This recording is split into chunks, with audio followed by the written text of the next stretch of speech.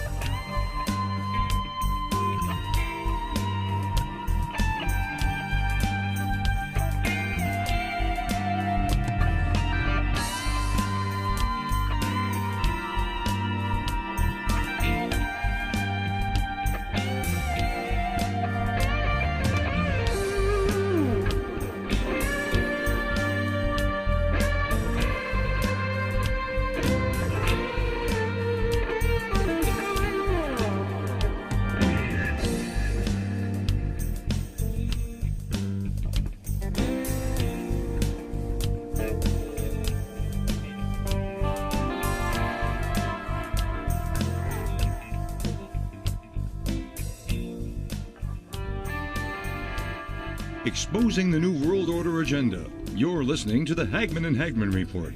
Doug and Joe will return in 60 seconds.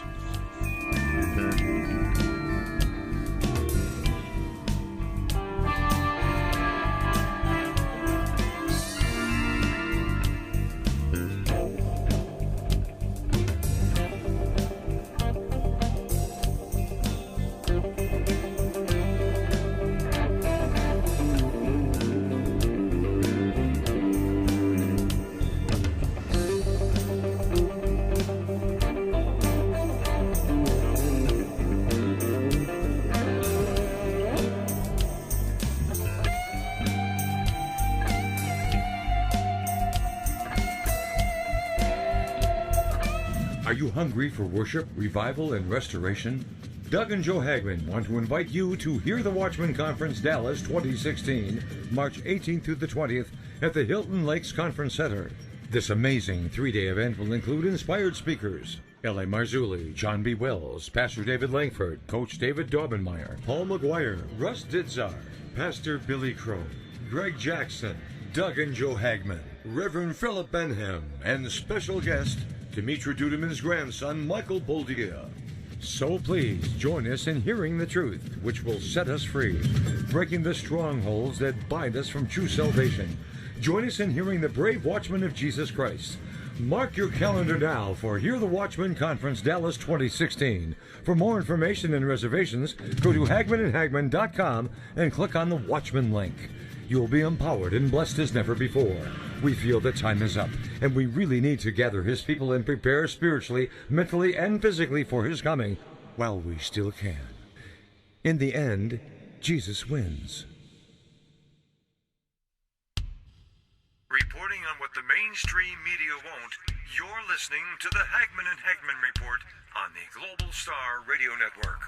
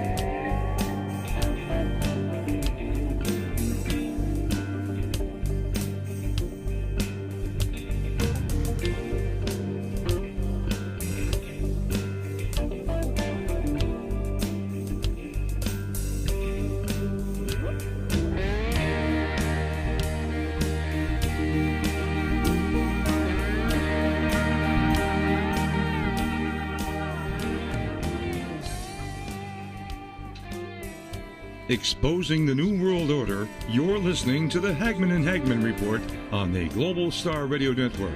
Stand by. Doug and Joe will be back shortly.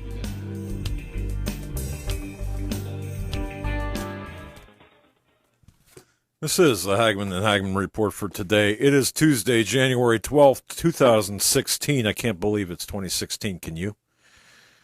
Wow. All right. We're coming to you live from the radio and television studios of the Hagmann and Hagmann Report here in beautiful Northwest Pennsylvania. Beautiful. My baloney, it's beautiful. Beautiful. Okay. Getting here was Arctic weather and sled dogs and 50-mile-an-hour winds that are 20 below zero. Yeah. I guess we're gonna have to pull out the couch tonight and still sleep here because it's. I guess we'll have an in night tonight, right? Might as well. Yeah. Folks, we're heard live every weeknight, Monday through Friday from 7 to 10 p.m. Eastern, right here on the Global Star Radio Network. We're also simulcast by Blog Talk Radio. There we have our own channel, the Hagmann Hagmann Report, and also the official YouTube channel, the official Hagmann Hagmann YouTube channel. You can watch us there if you so choose. Links to each audio and video venue. All of us get Joe Hagmann together. We are the Hagmann and Hagmann Report, and we dig deep into topics of the corporate media, captured corporate media, Illuminati controlled captured mass media won't. They don't have the guts to do, but we do, and for that hey, we're here, and we'd like to thank all of our listeners, each and every one of you, folks, each and every one of you for being part of our show, and for your emails, for your postal mail. We do read every article of postal mail, every email, everyone. We personally read it. I read it. We open the mail. And thank you to the sender who sent me that special package of, well, you know what it was. Yeah. Of course, now, the internet will be rife with saying, oh, my goodness, he got anthrax. Rather get anthrax. For those people, get a life, right? No. Yeah, it's... Sad, but some people will send. It's not a crime, I guess, to send used. We were talking about that today. Used. It might be a federal crime using the post office to annoy, harass, and otherwise send biological materials via mail. Yeah, I don't know. It's just not pleasant. I don't have my wife open the mail anymore, and. Folks, if you can't tell, my dad's in a great mood today. I'm on fire today, man. I am on fire. I am so upset. We were singing hymns before the show began, and trying to singing hymns. You were having an exorcism. That's what you're doing. We got a lot to get into tonight. We have tonight's the State of the Union address, right? Yes, okay. It is. And if look, let me caution you out there. Okay, if you're going to watch the State of the Union address or listen to it and watch it, caution. Don't do a drinking game for every time Obama says I, me, my, myself, or refers to him, because you'll get 15 minutes into it, you'll be plowed. Or dead. There's an article, a montage, 140 unfulfilled Obama promises made from past State of the Union addresses. And this is from... Am I screwing up the camera speaker by throwing things? Sorry. Tonight, the president will deliver his final State of the Union address, which the White House says will refrain from the usual laundry list of new proposals. That's probably a smart strategy based on how successfully he's delivered on past State of the Union promises. Looking back, the numbers are not pretty. From 2009 to 2015, they have counted 140 promises that remain unfulfilled. And they go through the list. I don't want any of his promises filled, let me tell you. That's for doggone sure. They have some of the most notable ones, aside from reading the whole list of 140. One, curing cancer, promised 2009, 2010, 2015. Freezing government spending for 3 years, 2010 and 2011. Colonizing outer space was a promise given in 2015. Going line by line through the budget, eliminating needless programs, 2009, 2010. Inventing material thinner than paper but stronger than steel, 2014. Passing health reform that will let Americans keep their insurance, 2010. Converting sunlight into liquid fuel, 2015. Folks, this is sarcastic, right? Passing comprehensive immigration reform. He's promised that every year. He's yet to come through with it. Closing Guantanamo Bay, also every year. 2014, he promised to end the Israeli-Palestinian conflict. I should say sarcastic laden, but go ahead. 2014, he said he would pass a law that would prevent mass shootings. Keeping earlier promises he's already made. He promised in 2013. And the list goes on there there and breaks it down year by year. You know, Joe, more importantly, though, and I'm going to get emails for interrupting you, more importantly, there is something here about the State of the Union address that people need to know. Okay. In addition to, don't do the drinking game, because that'll get you drunk every time he refers to, himself in the first person or refers to himself. Joe, in case you haven't, I can't even navigate my own website. Really? All right. And anyway, I have the studio computer over here, so he's using the pad over there, and that can't be easy. No, it's not, and that's okay. But here's the deal, folks. You see, who's a guest of honor tonight for the State of the Union? Okay, if this doesn't get your blood boiling, I don't know what will. Is it two officials from Erdogan? Well, it might as well be. Okay, look, tonight's show really we want to get you thinking about the bigger picture, because there will be people that are going to be, again, the political theater of the State of the Union address. Joe, we know that this is all political theater. You've got Paul Ryan behind Obama, sitting next to Joe Biden. I mean, you got the three stooges up there on the sitting or standing up there, sitting and standing up there, clapping every time Obama, blows an air biscuit of rainbows and puppy dogs. Okay, so it's all just a matter of theater. But see, everyone's missing the bigger picture. We need to draw people into the bigger picture, and we intend to do that with you tonight. But to address your issues about the State of the Union, here's the deal. Two officials from the Council on American and Islamic Relations are going to be attending the State of the Union as guests of Democratic lawmakers, as guests of the Progressive Party out there, the Marxist progressives. Representatives Zoe Lofgren of California, Elsie Hastings of Florida will both be hosting representatives from the Council on American Islamic Relations, their chapters in their respective states. Now, folks, CARE does not care. They monitor this broadcast as other right-wing hate sites or hate watch sites do. So let me be perfectly clear when I tell you that CARE was an unindicted co-conspirator in the trial, in the criminal trial. About several years ago, the Holy Land Foundation trial. Let me repeat that. CARE was an unindicted co-conspirator in the Holy Land Foundation trial. If you want to know what that is, just go ahead and research that using your favorite search engine. You'll find out that there was money being funneled to nefarious organizations. But Lofgren is going to be bringing Samina Usman, or Yusman, or however you pronounce that, certainly not Johnson or Smith, a government relations coordinator in the San Francisco office, while Hastings will be hosting Nizar Hamza, the chief operating officer of the nonprofit's Florida branch. The announcement comes days after Representative Keith Ellison, our Muslim in Congress there from Minnesota, the first Muslim elected to Congress, he comes days after he challenged Paul Ryan to bring a Muslim American as one of his guests to the speech. To me, that's racist, bigoted. Okay, well, what? Now you're going to make invitations on religious grounds? Yeah, indeed, theater. This is an opportunity to really drive the point home that there are no Americans who are suspect just based on their religious identity. So tell that to the fundamental Christians out there, okay? Because every fundamental Christian who believes in biblical truth is a target, has got a target on their back, and that includes you, that includes everyone listening to this program, that includes everyone watching this program, that includes Joe, that includes me, that includes Eric, that includes JD, that includes Rhonda, everyone who said anything on Facebook that is for a Christian fundamentalist belief, they are on the short list of targets. Folks, look, yeah, political dissension, not liked in the government. Got that, understood that. Okay, there are people who are going after those people. The government is going after those people, that is to say. They're being heavily scrutinized and monitored. The people who are going after the political dissidents, we understand that. But even more importantly, those people who identify themselves with fundamentalist Christianity, who believe in the Bible, who believe in the rule of law, the Constitution, who believe in the sanctity of life in terms of non-abortion. the people who believe in the right to bear arms and bear legs.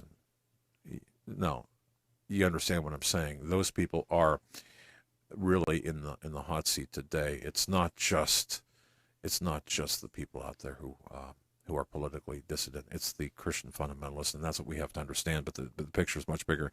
The Muslim groups officials care invited to the State of the Union. So let me get this straight. You got a Muslim up there talking from the podium, right, Joe? I mean, am I wrong? Okay, Hussein, 7 years after the attacks, middle name Hussein.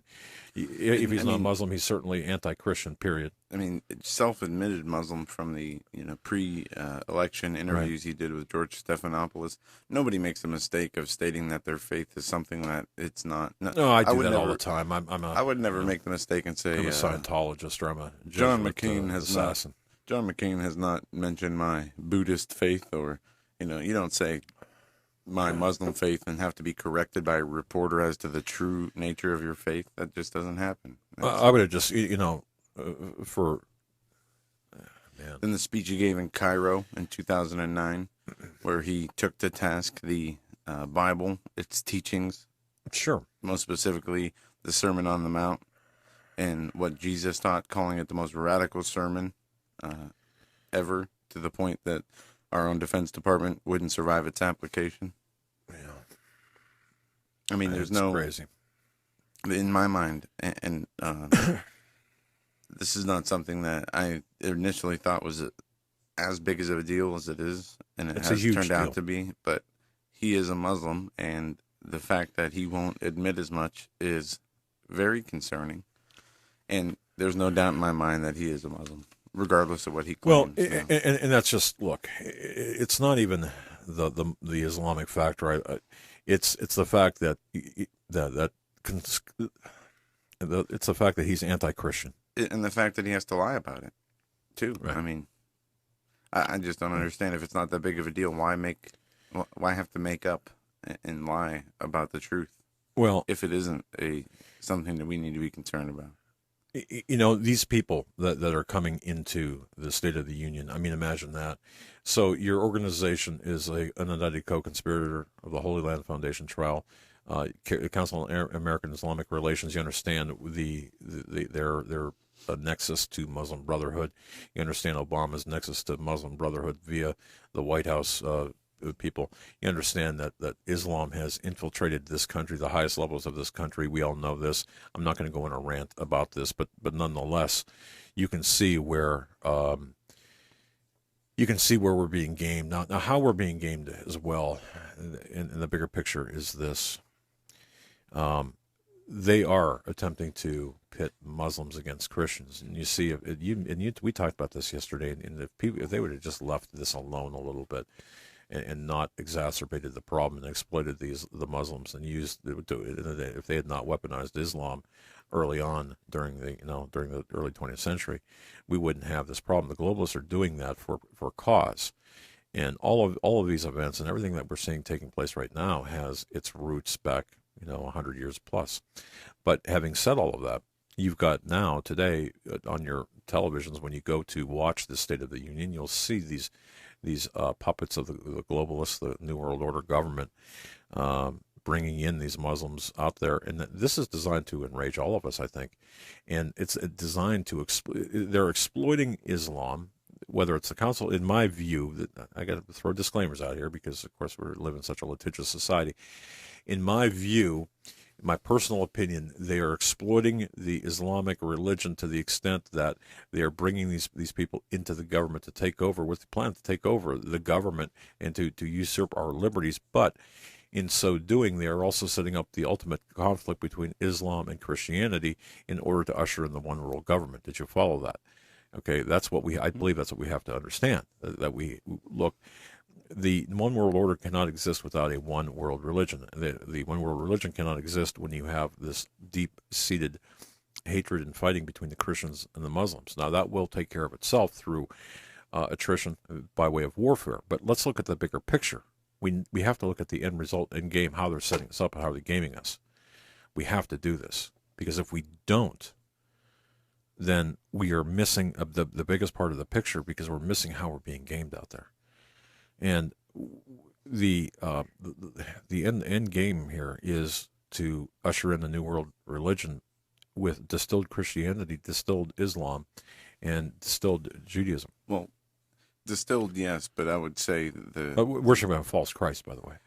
yeah, that's key, and it would be, I guess you could say, it would be a distilled version of Christianity, Islam, and Judaism, but instead it would Perverted, be I suppose, is better. absolutely perverted. It would be a replacement for the true Christian doctrine, and as Muslims await the Mahdi, the coming of the Mahdi, there are Jewish believers who are still awaiting a Messiah. Yes. The majority of the world being secular or non-believing in any God, would not object or know the difference if a political and spiritual savior came as the form of a man in what we know as the false Christ or Antichrist. I think the only people who are, and sadly even most churches and mainstream churches, regardless of denominations, would fall for the deception of a man-made Messiah, the Antichrist coming on the scene, and accept that for the kingdom of Jesus instead of what is going to come, which is the reign of Jesus Christ for 1,000 years during the millennial reign, as it's stated in Daniel when he smashes the statue of all the kingdoms and establishes his kingdom as the stone that is the mountain that covers all after the kingdoms are smashed. And that is covered in Daniel chapter 4, I believe, where Nebuchadnezzar has a dream, chapter 2 or chapter 4, where he has the dream about the head of gold, the legs and arms of brass, the stomach of, or legs and arms of silver, stomach of brass, legs of iron, toes of clay, part iron, part clay, and then the 10 toes, miry clay. And they mix and they don't not cleave, and the statue without hands comes and smotes the image, and the stone that smote the image establishes its kingdom across the whole world. That dream shown to the king Nebuchadnezzar, interpreted by Daniel, was the future vision, is what the Lord showed Daniel as the future vision of all the kingdoms in the world, followed by him setting up his millennial reign in the end time. The Antichrist will mimic Jesus' return of that millennial reign and will deceive many, as the Bible says. But those who endure and those who stand fast to the doctrine of Jesus will be saved and be with him. All else will be given over to the eternal fire. And that includes the beast system that will coincide with the coming of the Antichrist. Right. And all of this combined. As we see the State of the Union and see all the political posturing after it, and we see the news breakdown of after this theatrical performance by Barack Hussein Obama, Barry Soetoro to be more specific, we also have to understand, I believe, that we are entering into a time period now in America. If you're in America, you are watching Obama as a man attempt to build his legacy during the State of the Union address. Regardless of the theatrics, regardless of the larger scene, when you drill down and look at Obama, the man, he's attempting to create his legacy now. Okay, so how is he going to really create his legacy in the remaining days that he's got? Well, I just have one thing to say.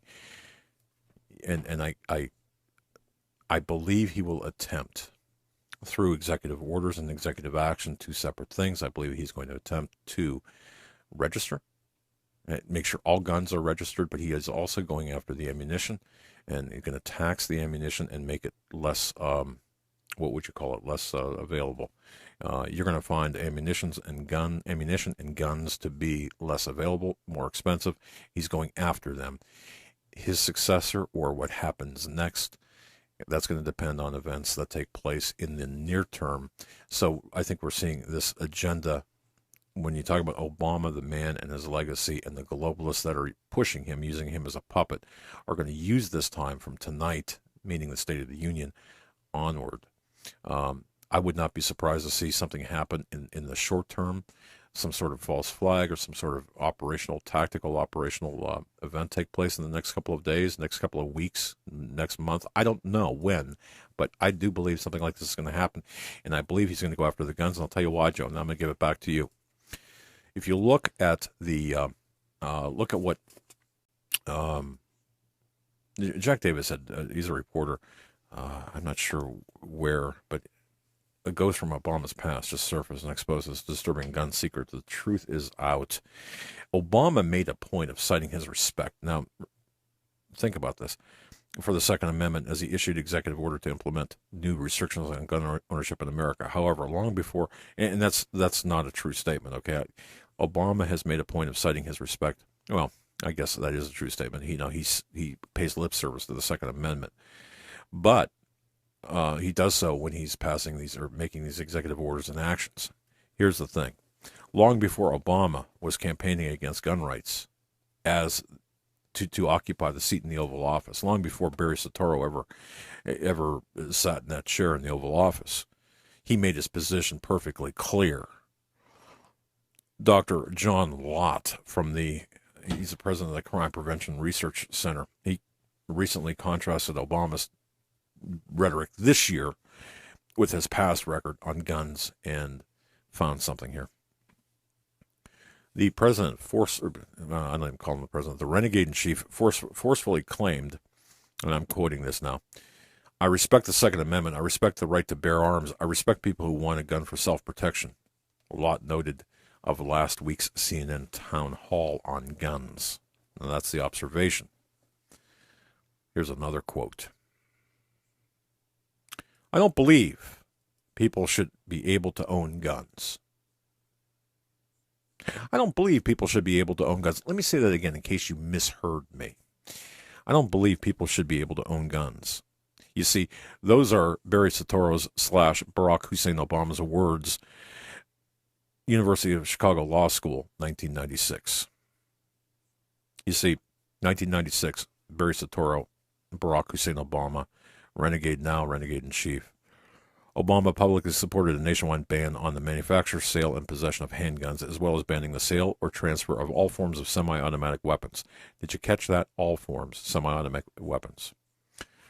These last positions were taken in the 1996 survey filled out by Obama during the campaign when he was running for Illinois State Senate seats. One commenter said that Obama's deep-seated opposition to guns will manifest itself both directly and indirectly. Well, there's a news flash for you. Glad I read this. Anyway, the fact that Obama, unable to obtain an extensive BAE. Let me try this again. The fact that the president Obama, unable to obtain an extensive ban on gun ownership through the powers of Congress, might suggest or mandate policies that drive up the price of weapons and ammunition. That's a feature, not a bug. In other words, that's part of the plan. It's part and parcel to the overall strategy of the Democrats, the Marxists in power. It's the overall strategy of Barry Soetoro, Barack Obama, and in fact, it will take place. That's my prediction, my adding this. Banning gun ownership is tremendously unpopular in the political sphere. Folks, it's unpopular. So what is Obama doing? Knowing it's unpopular, he's so egocentric and concerned about his legacy right now. He's giving his last time. He's going to be at that podium as a renegade in chief with, the two other stooges, Larry and Curly behind him. Okay. And here he is, Mo up there. Whatever you want, three mouseketeers, three stooges, the three people who, anything but the Father, Son, and Holy Spirit, that's for sure. But you got a couple of, the three people, the most powerful people in the world, so supposedly. And by the way, the conservatives, how's Paul Ryan working out for you? Pretty good? Good. Keep thinking that there's a political solution to the spiritual problems encountered in this country. But the bottom line is this. They know, the politicians know that banning guns in this country, in other words, coming in and taking your guns, it's unpopular, and will cost, in the theater of the political theater, it's going to cost votes. You can't do that. So the bottom line is this: what are they going to do? Not only is it unpopular, Go ahead. It is absolutely. It will. Nobody in their right mind would follow along with those orders. We saw the dismal turnouts for the registration in Connecticut, I believe it was, when they tried to mandate that all firearm owners register their weapons. If the government were to just outright ban guns, they would be drawing a line in the sand and starting a civil war.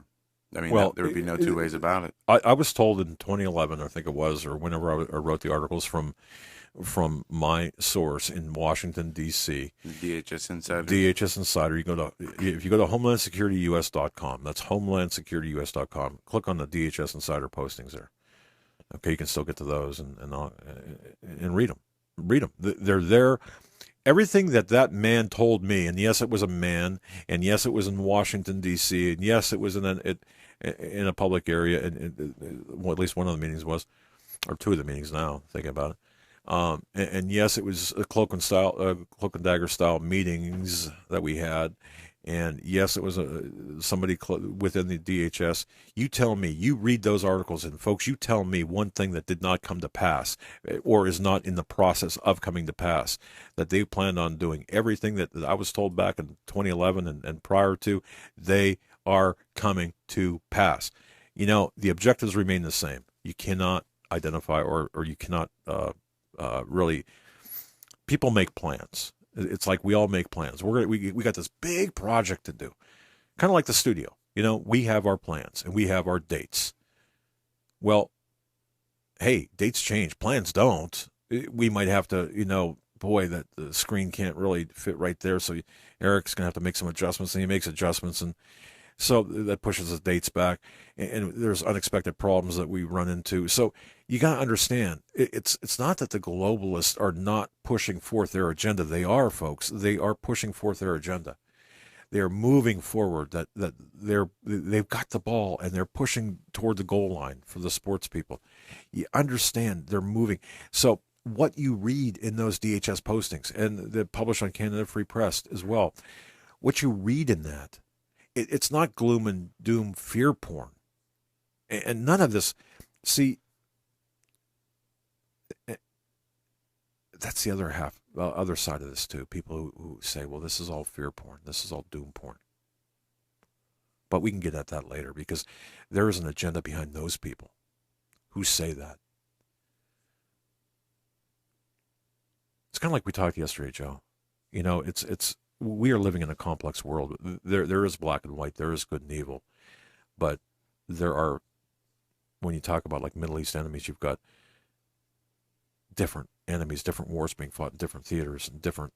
It's a 3-level chessboard. And if you attempt to look at it like just a checkerboard, you're not going to understand how the game is played. And the politicians in this country, the leaders, the globalists in this country, the Bill and Melinda Gates in this country, the globalists in this country they don't want you to understand how this game is played. Very true. And because once you understand, see, that's the thing. And I hope that's why you tune into this program every night. Because here's what we are trying to do is, especially this week, we are trying to explain even the most rudimentary aspects of the playbook, of the globalist playbook. Some people might yawn and say, I know this. Other people might say, wait a minute, I never heard this before. And we're going to be talking about certain elements of that globalist game plan tonight and throughout the rest of the week.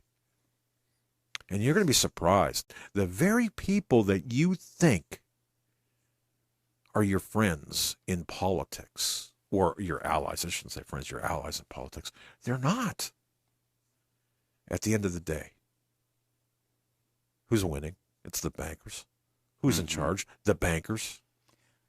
And I'm going to put it over to you. Go ahead. Example, this a headline from today. Bankers win again. Audit the Fed bill fails in the Senate. And they give you the each senator and how they voted.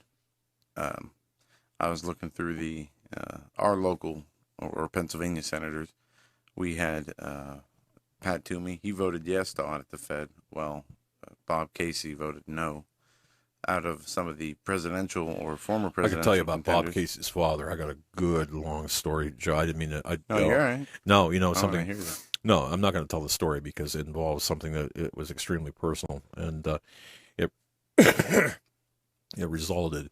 I told JD the story about Bob Casey and me, former governor of Pennsylvania, what happened.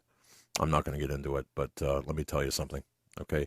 If you don't think that a governor can open the gates of hell upon a citizen. Oh, was that back in the insurance days? No, not the insurance days. But the insurance investigation days as a PI. Where you were shut down and... Yeah, we weren't shut down, but let me just say this. When you do something that really hacks off a governor of a state, that really angers him personally. Yeah, they have power to do things. And you have an office, you might as well put a desk aside in your office for the parade of people that'll come in to investigate you. And we did actually put a desk in our office specifically for people who are investigating us. But anyway. Out of the senators who voted for the bill to audit the Fed, the no's, Harry Reid voted no. We have Ted Cruz. He did not vote, which I'm going to mention him again because we had some feedback from last night's show that I wanted to address because I think the emailer missed the issue completely. Rand Paul voted yes to audit the Fed. Actually, Bernie Sanders voted yes. Chuck Schumer voted no. Sessions voted yes. We had Barbara Boxer vote no. Surprisingly, this surprised me, Senator Graham voted yes to audit the Fed.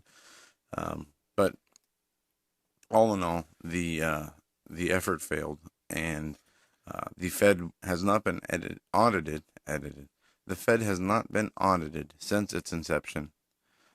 Over 100 years of operating, having the American monetary policy, setting the policy, and having the control over the monetary system in its hands has not yet once been held accountable or even been allowed to have the Congress take a look at its books, which is a scary thought. And this is what has got us so far in financial trouble, is allowing international bankers to control the coinage of our money through inflation and deflation.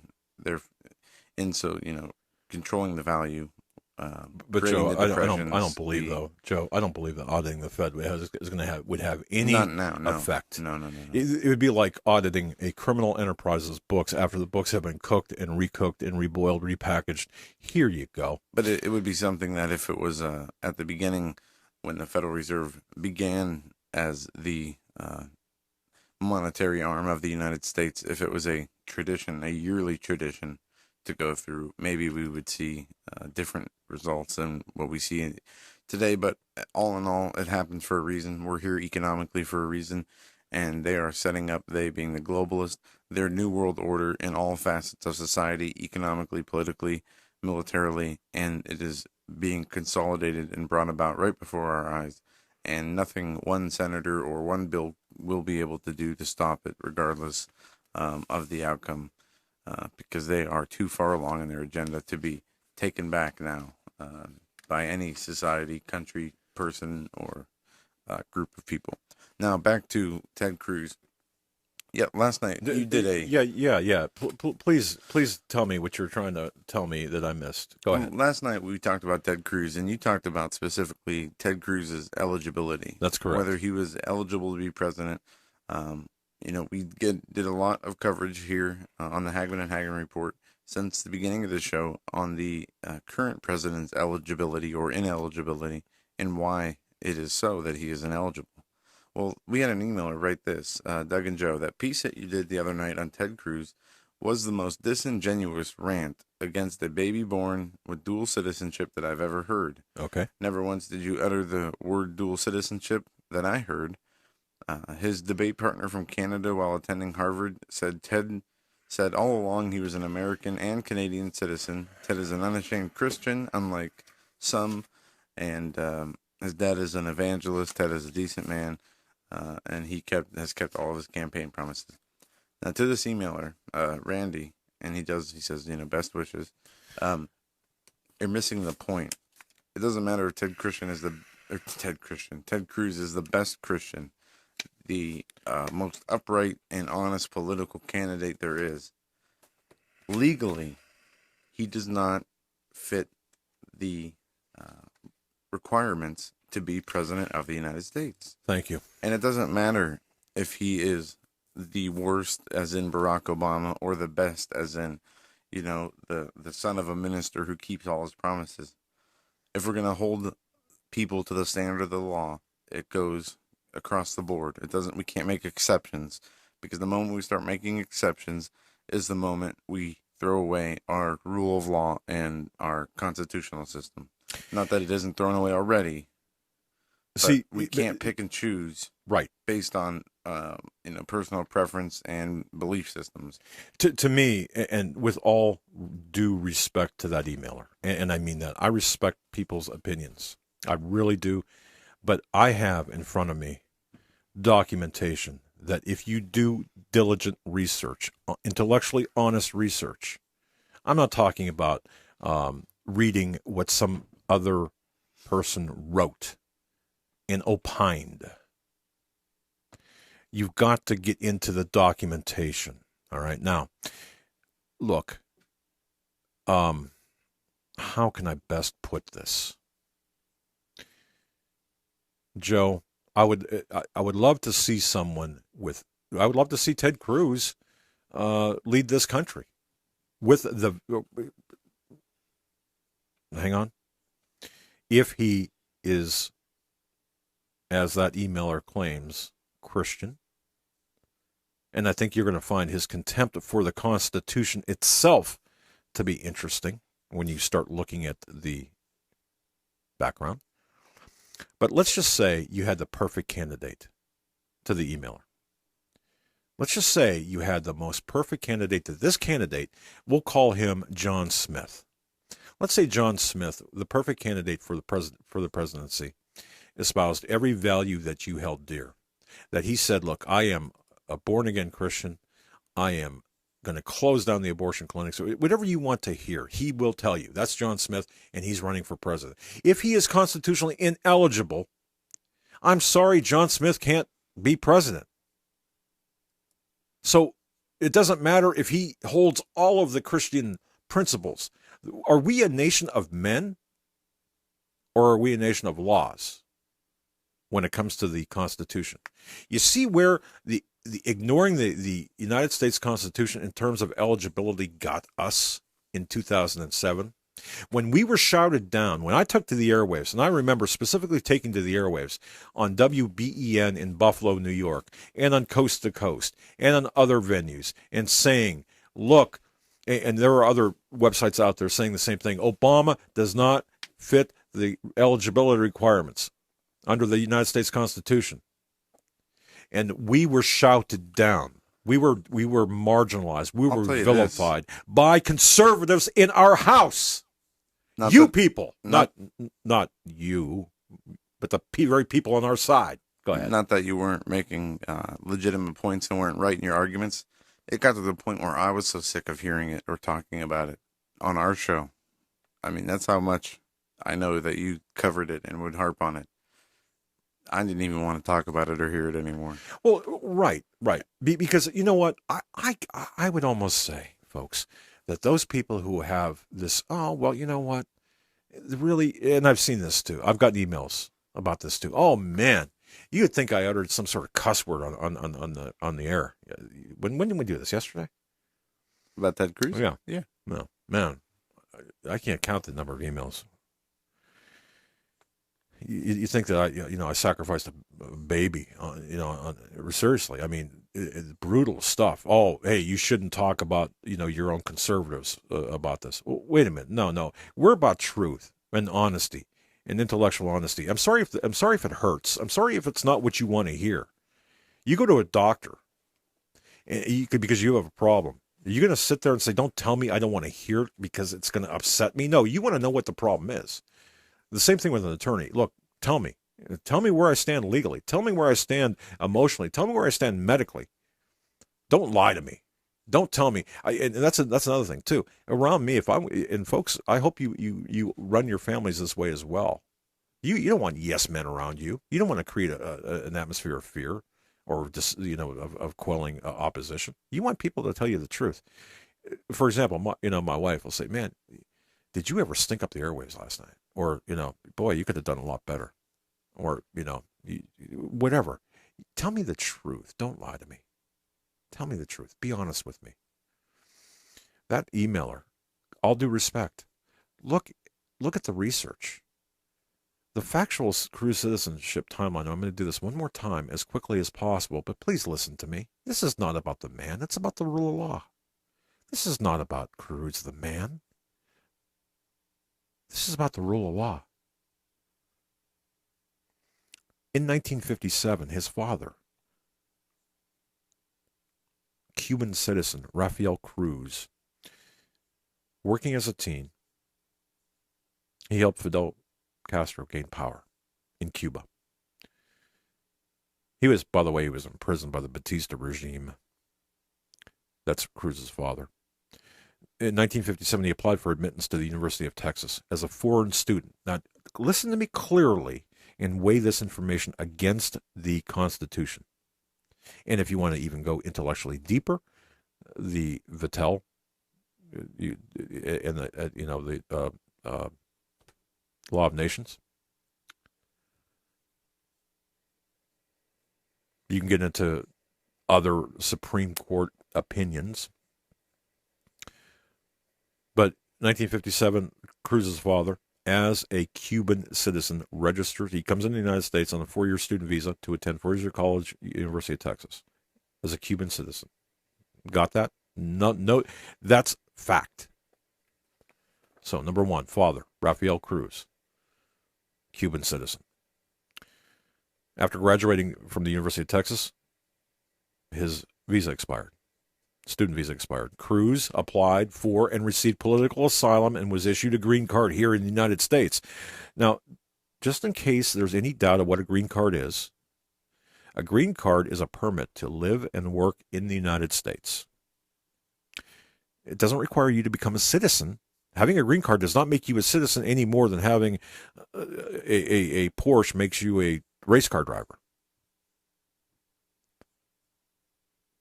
Under political asylum, he said, "Look, I can't go back to Cuba. Or for the intellectuals, Cuba, and for Obama, Cuba. Sorry, I'm being silly, but no, his visa ran out, so he said, I need asylum. Well, okay, so his citizenship status was that of a Cuban national living and working in the United States under that green card. He had to maintain permanent resident status, and he could be removed from the United States if certain conditions weren't met. But let's fast forward to the mid-'60s. He takes Cruz Sr., that's his father, takes a few jobs, odd jobs. He marries. Now, he moves to Canada to work in the oil fields. Why is this all important? Because it establishes citizenship. The lineage establishes citizenship. And again, this is the last time on this show I'm going to go over this, so folks, just please pay attention to this. When he was in Canada, he became a Canadian citizen. That's by his own admission from an interview with NPR, National Public Radio. Peter Spiro, a legal expert on U.S. citizenship at Temple University, Spiro said Rafael Cruz's multi-country odyssey did not follow traditional models for immigration. And this is a quote from Ted Spiro, whatever. Ted Cruz himself seems to be an advocate of those traditional immigration models. Maybe he should be a little more tolerant of the non-traditional versions given his own father's history. Interesting comment when you take it in the context of what I just said. So Cruz, Ted Cruz, the presidential candidate, 1970, he comes along, he's born. He's born to two parents who had lived in Canada for at least 4 years and at that time had applied for and received Canadian citizenship under Canadian immigration and naturalization laws, as stated by Rafael Cruz. Randy, perhaps you're confusing or conflating natural-born citizen with citizen. There's a difference, a huge difference. A huge difference. So much so that they made a distinction in the Constitution. Right, and they had to do so going back to the Constitution and the framework of that. And if you get into this, and so many people do a much better job than I could ever do in outlining this, the legal argument, and they do so with obvious agendas. I know that, but nonetheless, it doesn't change the facts. So think of this. Cruz, the presidential candidate, born in Canada, to two parents who had lived in Canada for at least 4 years at that time. He applied for and received Canadian citizenship under Canadian immigration and naturalization laws. This admitted to publicly by Rafael Cruz, Cruz's father. As a result, U.S. statutes would have voided the prior green card status. Did you hear me? Green card status. Out the door. Which requires, among other things, permanent residency within the United States and obviously not become a citizen of another country. You can't have a green card here and live and work when you're not living and working in the United States and claiming Canadian citizenship. So, 1974, Cruz family comes back to the United States. Ted, what? He's 4 years old, right? Rafael Cruz states that he remained a citizen of Canada until he renounced his Canadian citizenship when he applied for and became a U.S. naturalized citizen in 2005. Okay. As a result, his wife and son were also Canadian citizens, his son being born to a citizen in Canada, being born a citizen of Canada in 1970, meaning the presidential candidate. Rafael Cruz applies for legal U.S. citizenship, renounces his Canadian citizenship in 2005. Again, in 2005, Ted Cruz's father renounces or applies for legal U.S. citizenship and renounces his Canadian citizenship. Now, isn't it interesting? Now, listen carefully. In 2005, there was absolutely no record of Ted renouncing his Canadian citizenship or applying for U.S. citizenship as of 2005. You hear what I'm saying? 2005. He's still a Canadian citizen. He's not a Canadian American.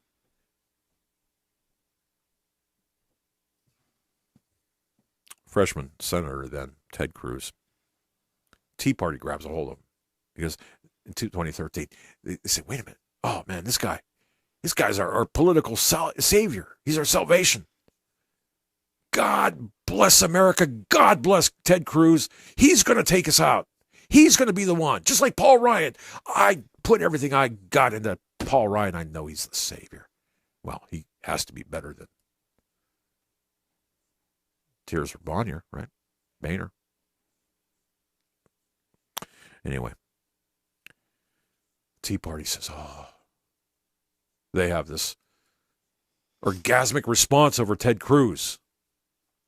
And pardon that expression, but that's basically what you have to associate with earthly stuff here. Go ahead. In the Washington Post, there's an opinion article from today. Ted Cruz is not eligible to be president. It's by a Mary McMahon. Wait, we don't want to hear that. Donald Trump is actually right about something. Senator Ted Cruz is not a natural-born citizen wait a and second. therefore not eligible to Why be in the president heck or vice president. Donald Trump is finally right about something. What kind of journalism is that? Is actually right about something. Or is actually right about something. Okay, so does that say editorial? Does that this say is an opinion. Okay, yes. an opinion. All right, that's fine. It goes on to say the Constitution provides that no person except a natural-born citizen shall be eligible to the office of president. The concept of natural-born comes from common law, and it is the law that the Supreme Court has said we must turn to for the concept's definition. On the subject, common law is clear that and unambiguous. The 18th century English journalist William Blackstone, the preeminent authority on it, declared natural-born citizens are such as are born with the dominions of the Crown of England, while aliens are such as born out of it. The key to this division is the assumption of the allegiance to one's country of birth. The Americans, who drafted the Constitution, adopted this principle for the United States. James Madison, known as the father of the Constitution, stated, "It is an established maxim that the birth is a creation of allegiance, and place is the most certain creation is what applies in the United States." Cruz is, of course, a U.S. citizen.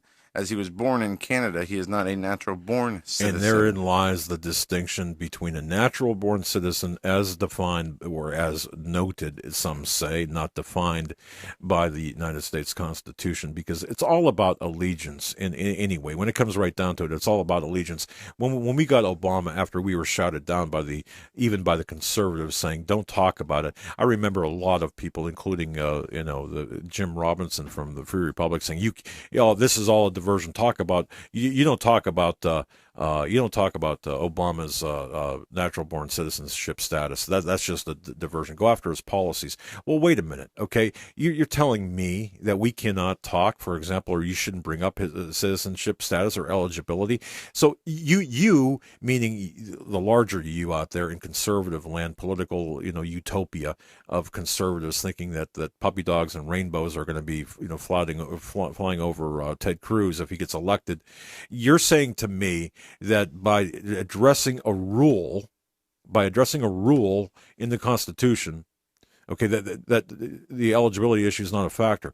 Well, let me tell you something, okay? Those very people would probably make more noise if an ineligible receiver went downfield in a football game, like in the Super Bowl, and he was ruled eligible than this particular rule of law. So what I'm telling you is this, okay?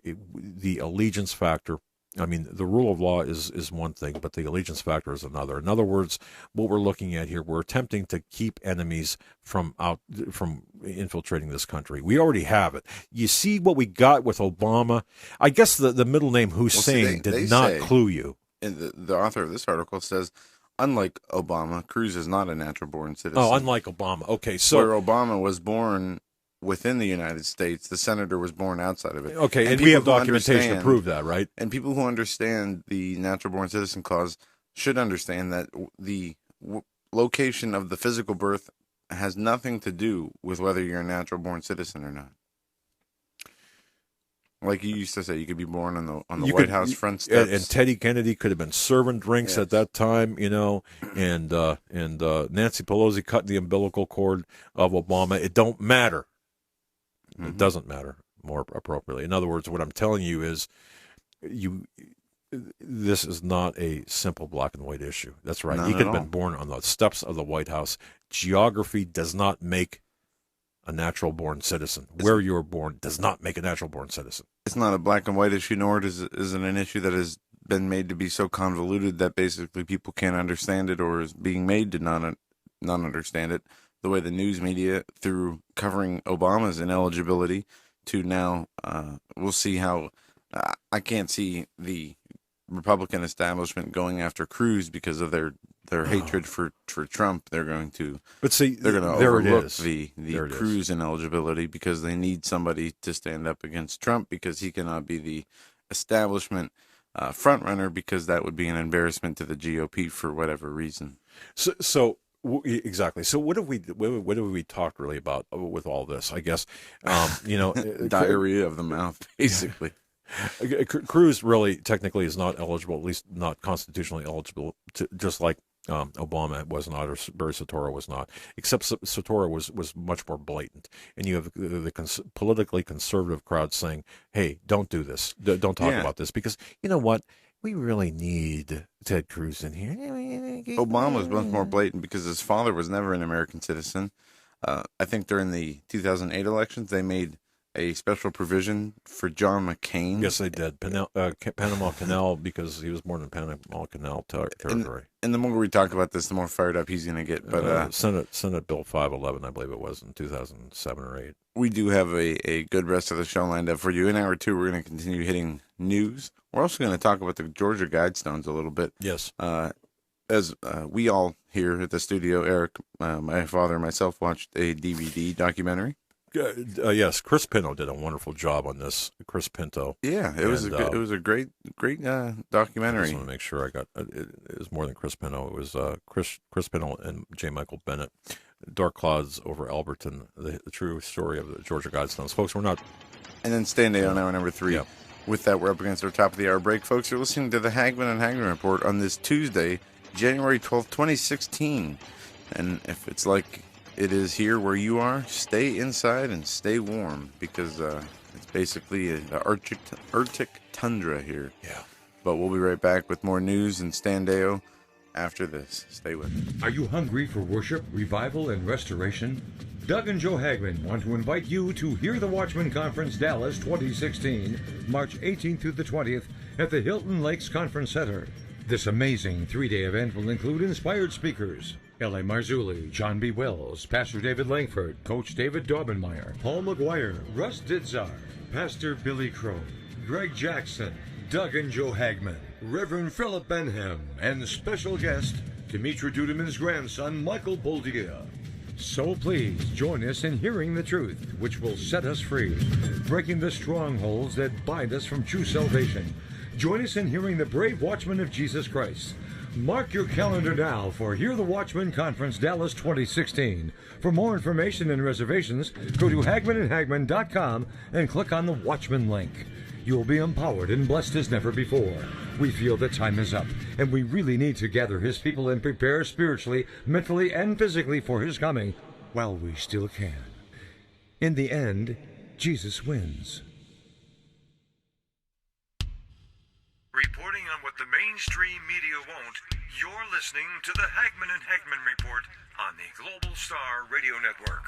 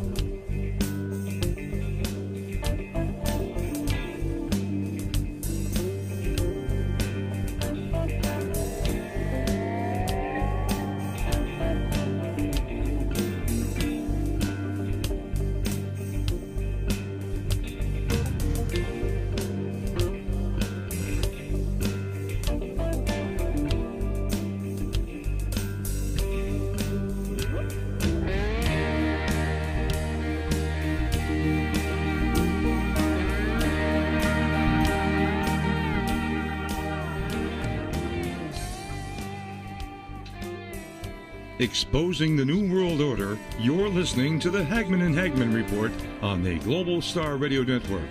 Stand by. Doug and Joe will be back shortly.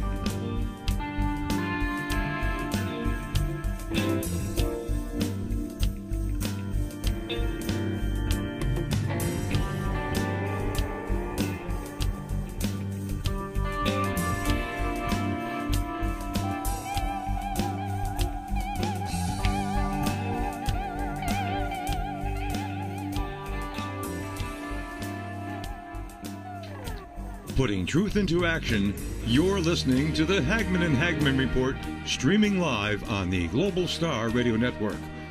Please stand by. Doug and Joe will be back momentarily.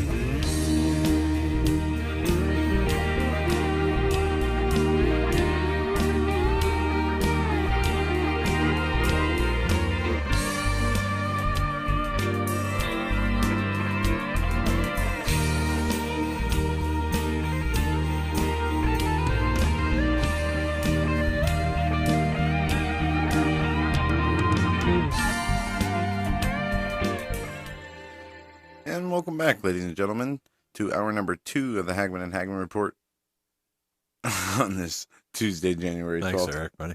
2016. You didn't get the memo. Yeah, it's all right. We're coming to you live from Northwest Pennsylvania here in hour 2. We're going to hit some news. We're going to... Yeah, you know what? Before we do that, Joe, we together, we were just talking during the break, and that kind of messed us up throughout our cadence that we had. But I want to just direct everyone. You know, we are so fortunate to be teamed up with some of the greatest companies, I believe, in the world. I mean, you talk. It's just great when you're able to be teamed up with companies that are Christian companies or companies that have family values or companies that are family owned. And I mean, we just so lucky to have certain companies and people in our lives. We are going to be talking more about different companies later in different ways. We are relaunching our Christian marketplace, and I've got to tell you something, folks. I just feel so strongly that we can really make an impact. We can really make a difference in the landscape, the business landscape of America, across America, through the Christian marketplace. But more on that later, or during the week as the week progresses. But I want to tell you something. You know, some of the greatest companies in America. One of the greatest companies in America, nuts.com. Folks, have you tried? Have you gone to nuts.com? Go to nuts.com. Do so during the broadcast, after the broadcast, whatever, but just please do it. And I'll tell you why. They've got the greatest nutritious, flavorful snacks, nuts, peanuts, dried fruits, whatever you can think of on the planet. This is an incredible website, nuts.com. Nuts.com. They have the best tasting snacks on the planet. Nuts.com is a simple, very convenient way to have nutritious, delicious, healthy nuts and so many other tasty treats from around the world, different varieties delivered straight to your door. Now, we've used it here in the studio. I've used it my wife and I have used nuts.com at our home. Yeah, I've eaten a few bags. Yes, and they're delicious. Absolutely. Folks, right now, and here's the key, new customers. If you're a new customer, think about this. You can get 4 free samples. You can choose from over 50 out there on the website. 50 options. It's a $15 value. When you go to nuts.com and look at the top right there. In fact, Eric is, if you're watching this on YouTube right now, Eric's doing this right now as we speak. On the top right, there's this little yellow box, Peanut talking to a microphone. All right. Type in HH for Hagmann and Hagmann. HH. That's all you got to do. Type in HH. And that takes you to our special area on their website where you can benefit from, again, 4 free samples out of 50 options. It's a $15 value. You click on the microphone box there and enter our code HH. Folks, 1929, this company, since 1929, the family-owned business, they've prided themselves in delivering the best nuts and dried fruit and coffees and baking ingredients on the planet. Once you're there, you'll see that it's an easy-to-use site. You can buy by the case or by the pound. We are now up to buying by the case because we had to, because some people, I won't tell you who, okay? I won't tell you who. He says, yeah, I get a bag here or there. Yeah. If you're going to snack smart. That's right. Nuts.com. But it's just fabulous. You get your cooking and baking goods there, almond flour, chia seeds, spices, grains, anything that you can think of, any powder you can think of, you want to throw in your smoothie, for example. But just think of this. You open the bag and, that aroma of fresh roasted cashews or whatever it might be. Wow. It's just fabulous. So, folks, right now, new customers get 4 free samples to choose from, over 50 options. It's a $15 value. Go to nuts.com, enter HH in the microphone box, and you will thank us later. And while we're on the subject of great companies, and we have so many to talk about, but while we're on the subject of companies, Whole Tones, WholeTonesLive.com, WholeTonesLive.com. Say it with me. WholeTonesLive.com. WholeTonesLive.com. Oh. A week ago today, we had Michael Terrell on our show. Yeah. And he is the CEO of WholeTones.com, the creator and founder. Yep. And he came on our show and really was going to be a show, explaining about his product and the benefits and how he came about to found it and how it has gotten to where it is today. But we came on and had a discussion about life and faith and a whole bunch of things. And it was just a fantastic show and a great interview. I didn't tell you this earlier. I'll tell you a story. My wife, of course, had an issue about a week ago, and she was getting some tests done today at a local medical facility, and it was quiet in the office, and of course, they're doing the test, and I was talking to the technician there who was doing the test, and I said, you want to get something to play in the background, music to play in the background. And she said, like what? Like, the elevator music? Well, she had mentioned a station, actually, a local radio station. And I said, no. I said, have you ever heard of Whole Tones Live? And she said,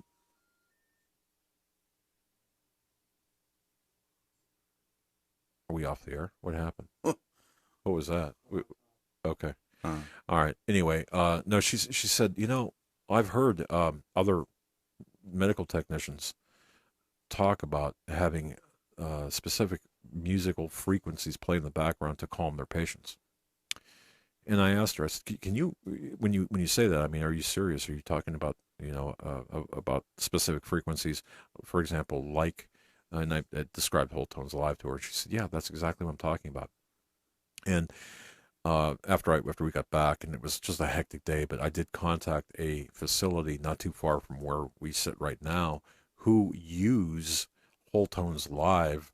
Actually, that product, they pump it into the room, whether it's a Doppler type thing that they're doing, like, for example, I'll just throw this out there, like an echocardiogram or a sonogram, for example.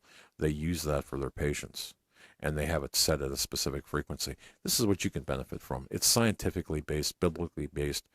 It's kind of funny because when I mentioned the Bible, they kind of were a little bit, whoa, no. But when we're talking about scientific research for a frequency, then they turn a little bit different. So, but it is biblically based, and it's really something to consider. WholeTonesLive.com. You will not go wrong, and I guarantee you have it playing in the background. You're going to love it. WholeTonesLive.com. Nothing but positive feedback we've gotten from people who have used Whole Tones Live. And, that's right. That's right. It's great. We should put together some of the emails and read them on air. The testimonies that people have provided from their experiences with using Whole Tones. Exactly. So we want to thank them for that. Go ahead. One more announcement while we're talking about our advertisers. American Survival Wholesale is running a new special. It's called the Scratched and Dented Special. Now you guys are going to love this because it offers the same quality of food for half the price. Many times you have companies that get deliveries where the shipping containers of products are damaged, and in this case, the scratched and dented refers to canisters of food that may have fallen off the truck or have been dented, but the food inside the containers are still 100% perfectly fine. The nothing different from other than the containers being a little messed up. So you can't sell those containers as I don't know the correct terminology here, but the canisters are dented. The food inside the canisters are still the Thrive, GMO-free, healthy, storable food products that you would buy from American Survival Wholesale. They have 2 whole pallets of this food to get rid of, which, again, there's nothing wrong with the food. Only the shipping containers have been damaged during the... we buy. That's how we buy our canned, anything canned. We Right. will, as long as the integrity of the can has not been breached. And when you're on a budget, I believe, too, that we have been tasked with being good stewards of our money. So go ahead. Yeah, and you can't beat this. You're getting the same amount, quantity, and quality of Thrive, storable, freeze-dried food. As I said, GMO-free. And you're getting this for 50% off due to the fact only that the outside canisters had been damaged or dented in some way. There has been no breach into the food, and their food is the same quality as you would get from buying a regular shipment from American Survival Wholesale.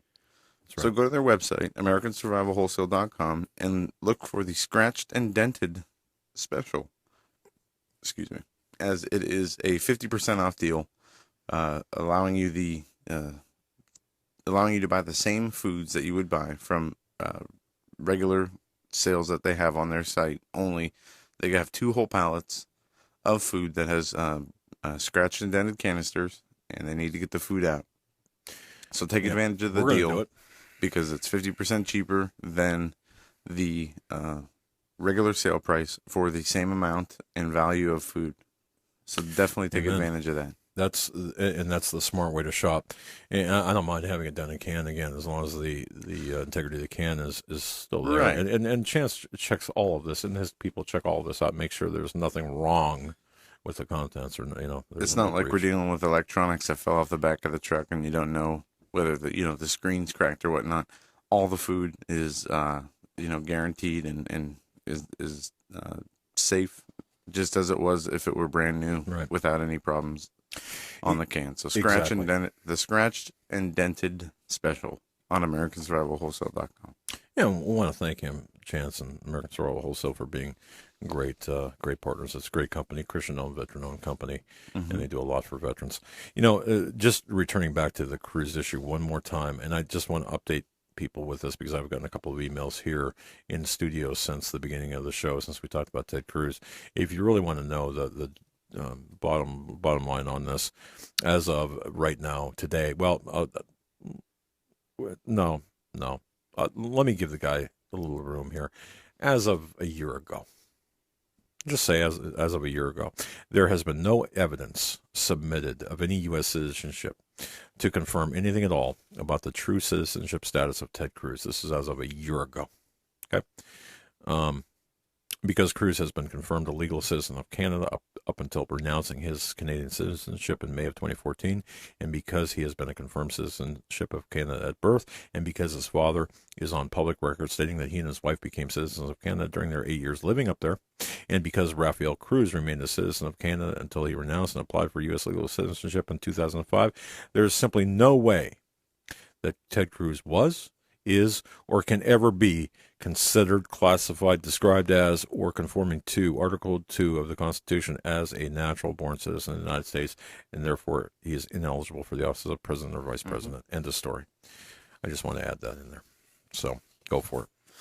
All right. What we're going to do this hour, we're going to hit some news, and we're going to get into the Georgia Guidestones. As we, in the first hour, we're showing you the DVD that all of us watched here in studio. Curious if we could have a kind of, I don't know how you do this. I don't know. I know we have moderators and people monitoring the chat rooms. For those in the chat rooms who are paying attention to the radio show, if you've never heard, no, this does not go, or if you've never heard of the Georgia Guidestones, just flip out a sentence in there. Yeah, this is something we talked about before the show, when deciding whether we were going to talk about this or not. And we were talking about people we know personally, and how many of the family members we have or people we associate with are familiar with the Georgia Guidestones and what they are. And the consensus was that very few, if any, do know what the Georgia Guidestones are. Now, our audience is much more informed and has a lot more knowledge than the average person out there. So I wouldn't be surprised if not everybody has heard of the Georgia Guidestones. But if you haven't, please we're ready to comment and let us know as much. If you have not heard of them, say I've not heard. And the second thing is, if you don't know with any degree of certainty, outside of what you've heard or read on the internet of who is behind the Georgia Guidestones, please say so as well. In other words, I want to know if you know the man and entity behind the Georgia Guidestones. And before we get into that, Eric, is Blog Talk down? Okay. So BTR's down. That makes sense. Why is BTR down? Is it our end or their end? It's got to be on their end. I just asked because the chat that is open over there seems to have dwindled down. Okay. I was in the studio, and it said we were connected, but I can't connect from this end because it would do no good. Beautiful. So what we'll do is we'll just, like we do, we'll just re-upload the audio stream from the show to BTR after the fact. But, folks, if you're listening over there, you can't hear me anyway, but come over to Global Star Radio Network or come watch us on YouTube. All right, I'm just getting a couple of flash messages here in our internal messaging system that... I like how that chat looks on the pad for YouTube. That's pretty neat. on our closed system here. Yeah, basically, I think all of them, most of the people are saying they've heard of them. Even let's see. Have you seen any no's? I'm getting this. I'm not in the chat on the any chat rooms. I'm getting this from our closed messaging system. So basically, yeah, people have heard of them, and then they're thinking, or they're saying that, of course, it's our Sikh or our Christian, which is the pseudonym of the man behind the at least the front man. So, all right, you're in for some dot connecting here, and the reason this is relevant is because everything on the Georgia Guidestones, the 10 commandments, if you will, 10 rules of law, including but not limited to number 1, that's population reduction to 500 million people, is in play right now. And the people behind it have connections. And this is, when you hear this, you're going to say, oh, now I know why Doug is so absolutely obsessed with Nazi occult. 10 commandments. Well, whatever you want to call them, 10 10 rules. secular commandments, maybe the 10 commandments of the kingdom of darkness or Antichrist kingdom that will come. But nothing in these Georgia Guidestones replicates the 10 commandments of the Bible. 1, 2, with our current population level, it actually would advocate the destruction of 95% of the population. Maintain humanity at under 500 million in perpetual balance with nature, I believe, is what it states. And we can go through all 10 of the... Well, yeah. All right, let's just talk about the Guidestones themselves, all right? If you haven't heard of them, it's a monument. It was erected in 1979 in Elberton County, Georgia. That's the United States of America. A lot of people think Ted Turner was behind it. And that's not true at all. Ted Turner has got nothing to do with this, all right? And that just end of story on that one. And I'm speaking now. I've done the research. Joe's done the research. I've done the research. Chris Pinto and J. Michael Bennett has done the research. The Dark Closet over Elberton, a fantastic DVD. We watched it, and it's just a fantastic thing. In fact, Eric, if you don't mind, just keep that up there on folks watching this live.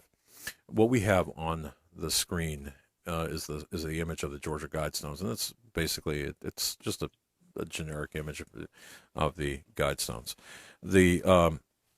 Here's some of the facts about the Guidestones themselves. The height, overall feet, 19 feet 3 inches. 19 feet 3 inches. That's pretty tall. And that's a pretty interesting number. Okay. The amount of granite used is 951 cubic feet. If you would take that in pounds or tons, it's 119 tons. Excuse me. Again, notice not just what I'm saying. Notice the numbers. 119 tons. That's a reverse 9/11, isn't it? Yes, 11 and 9. Do you think that this was just merely an accident? Well, is the Washington Monument 555 feet an accident? Or, any of the other numbers that coincide with the sacred geometry of Freemasonry and how they use numbers as communication points? See, exactly. What we are looking at here is a multi-level message. It's actually something that's being done here, or that was done, to convey more than a message. It's a hinge moment in history, number one. Number two, it is a Masonic. It's a message it's a Masonic message. And yeah, it's Masonically related. Go ahead, Joe. Think of a Noah's flood type situation happening in today's day and age. A situation where the world's population was wiped out by a cataclysmic event that just destroyed humanity, and few were left. civilizations that came after that, generations of people that came after that, would look to this monument as it was some sort of authoritative law or guidelines that was followed before the fact. As well as this monument itself. And hence the removal of the 10 Commandments from every and anywhere. There you go. That's, yes, think about that. Right. Well, this is left up, and this is all done for a reason. It's not just done so we have, they don't just put things like this up to create conspiracy theories and debates about it. They do this for a reason. They, the numbers on there, the maintain humanity under 500 million, that is for a reason. And again, folks, as you look at the image on your screen, if you're watching this via YouTube, understand that we are covering this ground specifically tonight, the State of the Union, to convey, well, not to convey, but to really kind of draw everyone's attention into the bigger picture, because you're seeing political theatrics being played out tonight.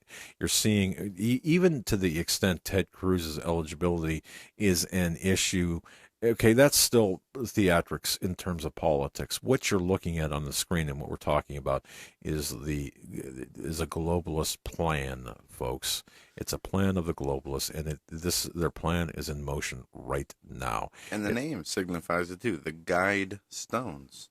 It's not a wish or a hope, the humanity's hope of way of life. It is a guide stones. They expect or want this to be a guide for humanity. Okay, so exactly. So we've covered the fact that it's 19, almost 0.5, but 19 feet 3 inches, 951 cubic feet of granite. That's showing. Okay, you have to understand there's a lot underneath that's not showing. Think of Easter Island and the statues of the giants in stone, where there's just as much stone statue underneath the ground as there is above ground. 119 tons, you have to understand that that's a backwards 9/11. In 11 and 9, you have to understand as well the occult significance of the occult numerology significance of this.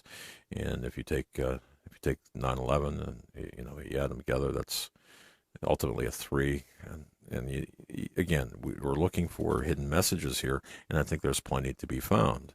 There's 4 upright, as you look at the screen, there are 4 upright stones, each 6 feet 6 inches wide, 16 feet 4 inches high, 19 inches thick. One center stone, the Gnomon stone. The what stone? Gnomon, Gnomen, Gnomon stone. It's 1 foot 7 inches thick, or actually 19 inches thick. 21,000 pounds. The capstone, one capstone, 6 feet 6 inches wide,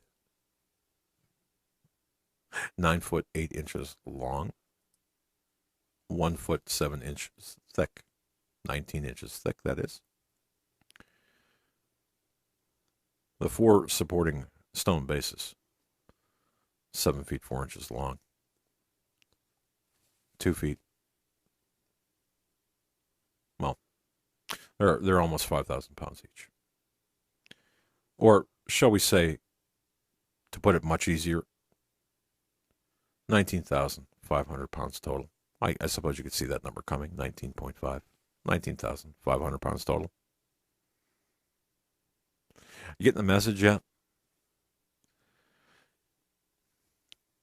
The lettering on the stones, there's over 4,000 sandblasted characters, each about 4 inches tall.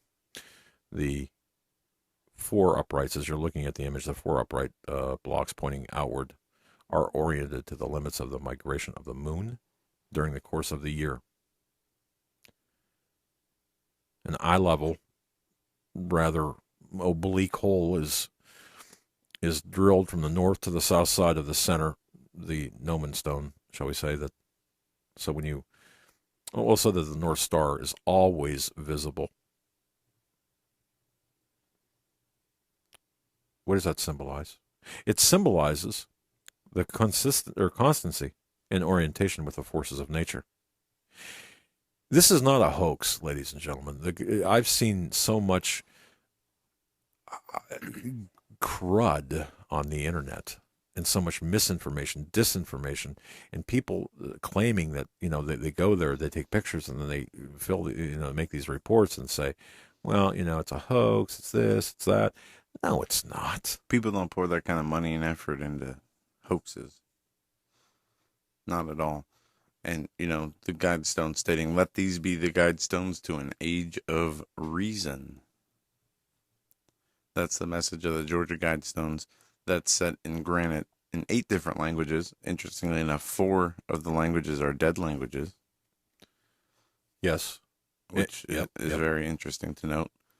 And it deals with the population of humanity. It deals with the a couple of the ones that stick out most prominently that people talk about, being out of cancer on the earth, leave room for nature, maintain humanity under 500 million, in perpetual balance with nature. We talk about the globalist, the Agenda 2030. Yep. It's right there. Agenda 21, right there. Guide reproduction wisely, improving fitness and diversity. Unite humanity with a new living language. Right. There are 10 laws there. I don't know if you've got them right there, but yeah. Rule passion, faith, tradition, and all living things with tempered reason. Let's go from the start, because again, we have listeners here that some listeners have never heard of this. So go ahead. Let's go from the start. Right. Number 1 on the very top. Maintain humanity under 500 million in perpetual balance with nature. Now, see, it says maintain. Now, I will get emails. We will get emails here at the studio saying, well, it doesn't say bring down the population. It says maintain. Mm-hmm. Okay, we can argue semantics, or we can argue with, about this all day long. The intent here is depopulation and eugenics. I don't see how this can be misconstrued in any fashion. No, the word maintain there says it all. Yeah. It's not keep population under 500 million. It's maintain it. That's right. Meaning if it is not checked, then it needs to be checked, and it needs to be taken care of. Okay, yeah, exactly. And before you go on to number 2, you had mentioned these 10 precepts, okay? You had mentioned that they're written in different languages. They're written in English, Russian, Hebrew, Arabic, Hindi, Chinese, Spanish, and Swahili, in addition to the archaic Sanskrit, Babylonian cuneiform, Egyptian hieroglyphics, and classical Greek. Yep. Okay. All very important. 2, guide reproduction wisely, improving fitness and diversity.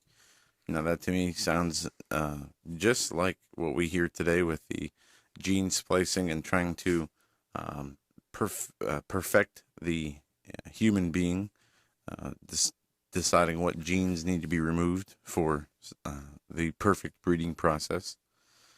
3, unite humanity with a new language, with a living new language. This is what we saw back in the beginning. Nimrod. Yeah. They all had one language and one mind, and could not be stopped, except unless God had changed their languages and confounded them and separated this. This is the continuation and the completion of the agenda that was taken away back in Babel. 4, rule passion, faith, tradition, and all things with tempered reason. 5, protect people and nations with fair laws and just courts. 6, let all nations rule internally, resolving external disputes in a world court.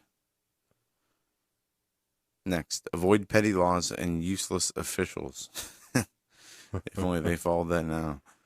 8, balance personal rights with social duties. Now, notice they say balance personal rights with social duties. Not that you have personal rights, but those rights will be balanced, like we see with the healthcare system that's coming, that you do your part, or like we see with the tax talk about money, do your fair share. Basically saying you only have personal rights that comes with responsibilities of social duties as well. And if you refuse the responsibility of the social duties, you forfeit your personal rights. 9, prize truth beauty, love, seeking harmony with the infinite. There's a lot that we could read into that. As you know, truth is it's not one way. It's not a one-way street. Truth seems to be based on the perception of one and what they believe. Same thing with beauty. It is not something that people agree on across the board. What some people think is beautiful, others don't see that or can see ugly in it. Hey, it's like saying, one man's terrorist is another man's freedom fighter. So, and last but not least, be not a cancer on the earth. Leave room for nature. Goes to the green agenda, speaks to the what we hear with the man-made climate change and global warming. But the be not a cancer on the earth would seem to go. See, most of these would seem to affect the elites now and today. Aside from the maintaining population under 500 million, these are the 10 planks that the United Nations and the secular pagan people who see society continuing without a religious backbone or religious morality already being a part of their culture, they see that this culture who would go by these rules as not having the Bible or the past of the morality and how it's been laid out for us. It's almost as if they plan to start something new, a new civilization and that is void of that religious and history with the Lord. The theory behind that too is if there was some sort of massive event that wiped out a good portion of the population and electronics and everything else, this would serve as a calendar, so to speak, and you could find it wouldn't serve exactly 100% as a calendar according to our current calendar because of the leap years and such, but you'd be able to identify the times. You could see the North Star through the hole. You could track the moon cycles and such. So it does have a practical purpose, so to speak, for the survivors. But more importantly, the meaning behind this, or the intent behind these guidestones, is much different. Now, we're not going to get into the cube on this. Some people know about the cube that was removed, and because there's a lot of, again, misinformation, disinformation, and there's a lot of games being played with this. The reason we're bringing this into play here is because that documentary that we obtained, and Skywatch TV sells that, I believe. Again, the documentary, we're not going to. It's well worth the money, well worth your time. Dark Clouds Over Alberton by Chris Pinto. We have nothing to do with the production of this. We have nothing to do with this at all. But this is a good documentary, and from an investigative point of view, Joe, Chris Pinto, and J. Michael Bennett. From an investigative point of view, I think they did a fantastic job into identifying who is behind the Georgia Guidestones. Right? Would you agree? Yeah, absolutely. At the same time, they had a specific focus and an idea for that documentary, and they did a great job in that fulfilling that focus. But I think this deals with something. Well, hey, hang on a second. I just want to make sure people know this. Okay, just to recap this. A man calling himself R.C. Christian or Robert Christian. There's variations. Walks into the Granite Company, Elbert County, Georgia, Granite Company, meets Joe Fendley, the head of this Granite Company, Pyramid, I believe it's, I've been looking at this forever, a Granite Company down in Georgia, Alberton County. And he commissioned this company to create this monument. He had a scale model of the monument, and he commissioned this company. He commissioned the structure in 1979, saying he represented, and I quote, an out-of-state group that wanted to remain anonymous. By the way, and I didn't copy and I'm not sure this is mentioned in the documentary or anywhere else. If you look on the Georgia Guidestones themselves, and you're not going to see this, I don't believe, they misspelled the word pseudonym. Okay. Just saying. Okay. And you might be able to find this on the internet. They misspelled the word pseudonym. But there's the part of this American Stonehenge, Georgia Guidestones, where it says our Christian, and it says a pseudonym, and they misspelled that word. But the monument itself was dedicated on March 22nd, 1979. And again, the front man was this RC Christian, or R Christian. Now, many people, and by the way, when he walked into the granite company, the granite guy, Joe Fendley of the granite, he's the first person to meet our Christian in person, said, okay, you want to do this, it's going to cost you a boatload of money. And I'm giving you the Cliff Notes version of this. It's going to cost you a boatload of money. You're going to have to get, before we start moving granite and everything. Now, originally, this Art Christian reportedly originally wanted this monument to be built in Hancock County, Georgia. The reason? Not so sure. I'm not so sure I know the reason for that, except to say that perhaps that location was a little bit more favorable in terms of the geography and the alignments and such. But he didn't have a place there, so they convinced him to put it in Elberton County in Elbert, Georgia, and therefore that's where it sits right now. And it sits on the actually the Mullinex family owned the land in which this sits on right now, sold the land, sold 5 acres for $5,000 to our Christian, and the person in this group only allowing our Christian to use 1 acre of the 5. And so they sold 5 acres. Right, they sold 5 acres to our Christian, allowing only 1 acre to be. Yeah, that's correct. Interesting. But see, the reason for that, and the reason our Christian, and I'm not going to get into who our Christian is yet, and I'm not going to spoil the documentary because it's not. You got to watch this documentary; it's tremendous. But the reason Christian agreed was, well, you're going to have to maintain that property, so go ahead and have grazing rights along that other 4 acres around that around the monument. So there is kind of a logical reason for that. I'm not entirely sold on it, but okay, we'll just go with that. I don't believe that there was any collusion or conspiracy in that transaction. But think about that. 5 acres, you're only allowed to use 1, and the other 4 for grazing rights. Okay. I mean, it can be not more to it than it seems, but it can at the same time be exactly what you just stated. Right. I mean, well, okay, so let's get to the bottom line of this. And again, we're not going to get into the cube right now, because that to me is something that we're doing more research on that. And if you don't know what I'm talking about, there was a cutout on the top of one of the columns. Yeah, and we'll get into that another day, because I have some of my own thoughts about that, as well as the changing of a stone at the top. But I'd like to say this much about the Georgia Guidestones. If we were really going to set up a monument like this that were to guide a civilization of humanity that survived long after some kind of cataclysmic event wiping out most of the population, why not stick with the 10 Commandments? Sure. In not doing so, they've done what governments throughout history has done, including our government implementing the Constitution, setting up a system of laws outside of that which God has already set up. It's not being done for the purposes of good. It's not being done to further humanity or to be fruitful and multiply under the Lord. This is set up outside of the Lord.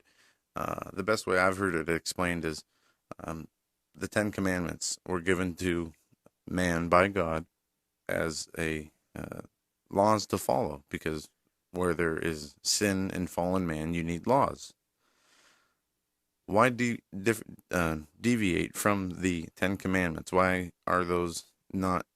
Are the 10 Commandments? Why do they not fit what the globalists want for the future of humanity? There's no way that they can. Because they don't conform to the objectives. Exactly. So here, and this is the point. They're continuing to set up systems of man-made law outside of that of God, with no recognition of God in these. They don't mention the historical nature of the relationship between God and man, the history, and why it's important. It is almost like their future, which is a small percentage of survivors, and then those who come after that, they want those people to continue without ever knowing that there was a God. Right.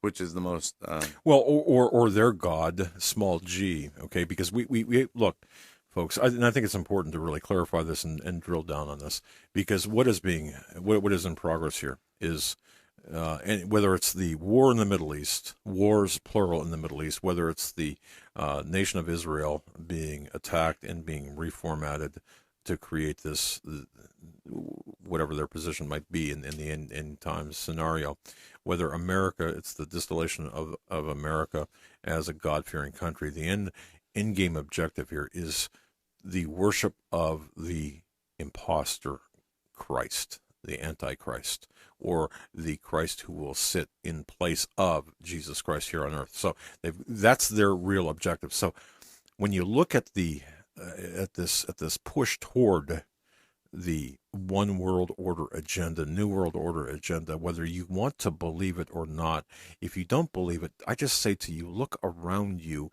and look at what's taking place. Get your head out of merely the State of the Union address. Get your head out of merely the political solutions. Get your head out of the political theater that you're stuck in. Get your head out of the Afghanistan or Iraq or Libya, any one of these alone. Look at the entire picture, because the entire picture tells the whole story, and none of these little vignettes tell the true story. The whole is actually greater in this case than the sum of its parts, because you cannot look at, for example, you cannot understand Syria without understanding the run-up to Syria. You cannot understand Syria without understanding 1979, Afghanistan, Russia. You cannot understand what's going on in Syria without understanding what happened in Libya. You cannot understand Benghazi without understanding what the agenda of Obama and Hillary Clinton was and is. And you can understand the Middle East without understanding what Bible prophecy says. There you go. You've got to look at the original book, that being the Bible, to understand where we are today and where we are headed. And see, so this is why the Georgia Guidestones, for example, we selected that today.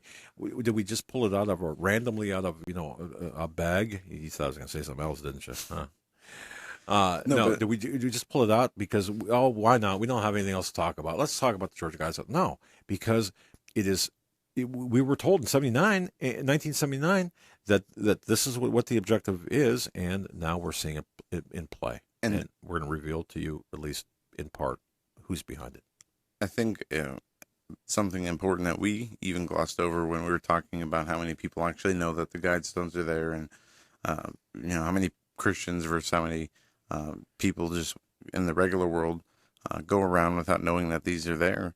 What happens when a population or an event happens, a catastrophe happens, when there are only people left who never heard of the Guidestones, and all of a sudden, as communities are put back together and human progress continues to grow after a catastrophe, and somebody says, look what we found. We found these stones, and look what they have on them, instructions. And that's the worst case scenario. Right. But see, this goes back to being programmed. You see, everyone thinks, everyone thinks that the Antichrist, for example, is going to come at us and be obviously recognized as the bad man that he was. But you talk about Hitler. Was he in 1933, for example, or 1934? Was he recognized? Was everyone say, "Oh my goodness, that guy Hitler? He's bad news, man. He's going to extreme. I mean, he's the Antichrist, basically, or an Antichrist." No, he was recognized by Time as a savior, as the man of the year. And I want to caution everyone about this. Everyone about this. You see, people looking for political saviors, people looking for saviors to save America, for example. You're looking in the wrong place. You're looking for the wrong thing, because you might get a savior of your country at the expense of all of humanity and at the expense of your soul, because Hitler came into power, for example, on a platform of a very beat up Germany, of a Germany that suffered both internal and external strife coming out of World War I. You've got to understand what brought Hitler to power. Now use that template today. And aren't Americans looking for that same type of person? Because we were we have we the were same beaten problems. up. Exactly. Our economy's in shambles. We have no unity as a nation anymore. No pride as a nation.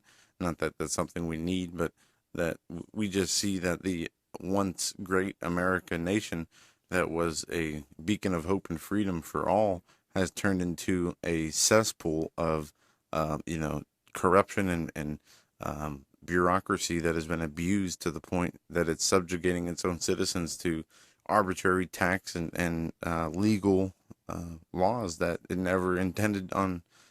It intended on freeing from the world in the first place. That's And right. we've turned into the cesspool. Our country's turned into, countries that what other countries feel sorry for when they look at nations. Not the beacon of freedom That's as right. it once was, the savior of other nations and that stepped in to stop genocides and to stop wars. We are now the cause and reason of these wars. When you say we, because my wife will correct me on this as well, or say something about this as well, and I know that people listening to this, your families are perhaps much like this. She says, "Boy, you're saying that the United States is doing this. Well, it's criminal enterprises within the United States, criminal cabals within the United States. You've got to understand there are good people on the front lines. There are good police officers. There are good Right. soldiers, for example. People will go into the military for good, solid reasons and go into police work for law enforcement for good, solid reasons and are upstanding people. You've got to understand there are Christians who believe in what this country once stood for. So please understand the criminal elements really are the ones that have done this, and the neocons, and the neocons, Joe, the Paul Wolfowitzes, the authors of PNEC, have now merged with the liberal fascists. And you might say that's an oxymoron. You can't be a liberal fascist. Oh, yes, you can. Yes, you can. In fact, there's a book titled "The Liberal Fascist," I believe. But when I say we, all the criminal cabal, the evil corporations that are using the United States to bring about all this chaos and change and turmoil, aren't we, the citizens, going to be held just as accountable as the government by other nations and people when it comes down to it? Are the governments who invade the United States because they're sick of the dominance and the wars that we've created and the economic chaos we've created throughout the world? Are governments going to make a distinction between the governments who act, or the people inside the government who did and created this mess, and the people of that nation? Or are we just as guilty for not, as a people, rising up and stopping it ourselves? Well, and there's plenty of hand wringing and blame to go around, but I know I'm looking at the clock here. We've got about 6 minutes before we have to break for the top of the hour. And we got Stan coming up. Yep, but the bottom line with the America's Stonehenge, the Georgia Guidestones, folks, you know where it is now. It's in Elberton County, Georgia. And take these last minutes to cover what you want to cover on this, because you got more of a handle on this than I do. Well, and I think there's been so much printed, there's so much garbage, and I'm sorry, it's garbage on the internet, either printed. There's so much speculation, so much YouTube. There's so many videos on this. It's just ridiculous, the amount of speculation that has been surrounding the Georgia Guidestones. And my interest again came of this, or began not. I mean, I've known about these for a long time, but I was my renewed interest came. And thanks, Joe, for everything, for allowing me to do this. My renewed interest came when I began looking at the National Socialist angle here, the Nazi occult angle here in the United States, and all of a sudden I started tripping over these links to everything. These links between the Nazis of Operation Paperclip to the current Nazis in government, to Alan Dulles, to various groups, subgroups all across the United States and in Europe. And it seems like every time I turn around, I was running into Nazis. And I laugh because I get emails from this one particular emailer, because I'm inside his head. And obviously this person does not want me to go any further, because well, I'll just leave it at that. The aspect here, who's behind this? Well, it's not Ted Turner. It's not anybody except, and you point that, you better be having an intent to. I'm kidding. Joe had just moved here, so out of camera range. The person behind the Georgia Guidestones is actually a person who represents a group of people. I believe this to be true. It was covered by Chris Pinto and J. Michael Bennett in the film Dark Clouds over Elberton. I believe this individual, the front man for the Georgia Guidestones, is or was a physician out of Iowa. And you can do your own research on this. His identity really doesn't matter as much as the identity of the people of his associates. He was associated with the Freemasonry. Many people in Iowa and between Iowa and Georgia, of course, were involved in the monetization or the financing of the Georgia Guidestones. So once again, we're looking at a physician out of Iowa who truly believed in the eugenics of Margaret Sanger, and his associates believed in eugenics. He believed in population control. He was a globalist. And if there's any question whatsoever, you can also further read what he believed by accessing a book called Common Sense Renewed. This is by Robert Christian, his pen name. Again, this is a pen name of a physician, in my belief, consistent with the DVD Dark Clouds over Elberton. Common Sense Renewed, Robert Christian, wrote this book, this physician out of Iowa. And he talks about environment, population control, and out of all of this, using China as the model for population control. The bottom line here, ladies and gentlemen, is everything that this man stood for. He passed away in the early 2000s.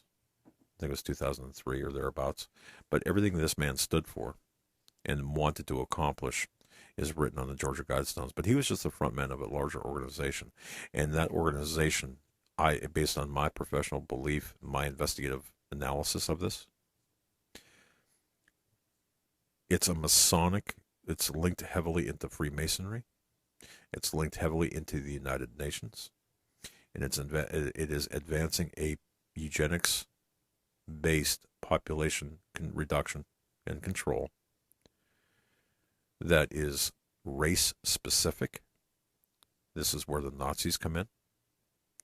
Meaning to say, and again, this is, and I want to be perfectly clear on this, this is my professional belief based on our professional investigative analysis that this Iowa physician who is now deceased and the people and associates that he had, those who are still living, are intent on pushing a globalist agenda through eugenics, population control, and using groups like the Freemasons, the higher levels of the Freemasons,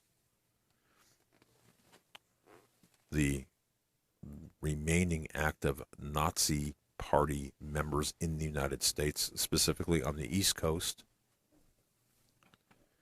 into accomplishing his objectives. Their objectives, I should say.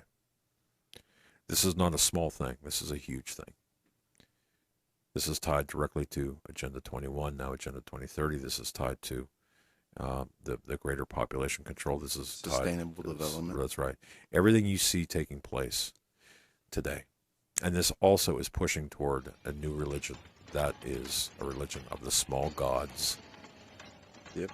Of ancient Babylon. This is the fallen ones. That's right. That's Folks, the bottom line.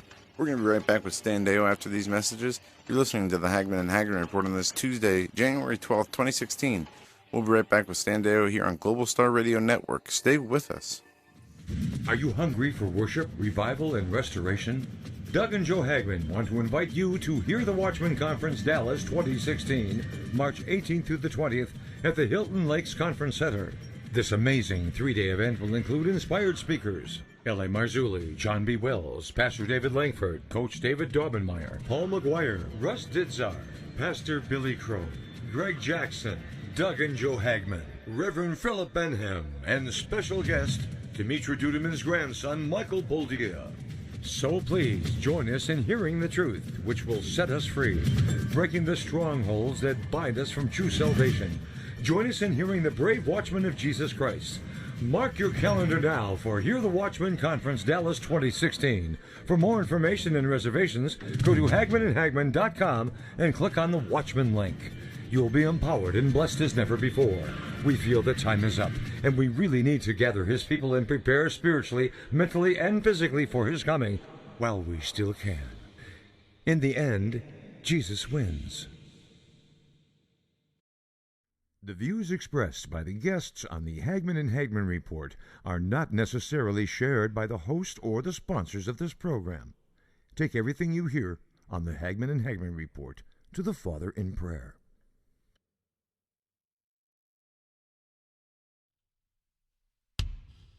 Reporting on what the mainstream media won't, you're listening to the Hagmann and Hagmann Report on the Global Star Radio Network.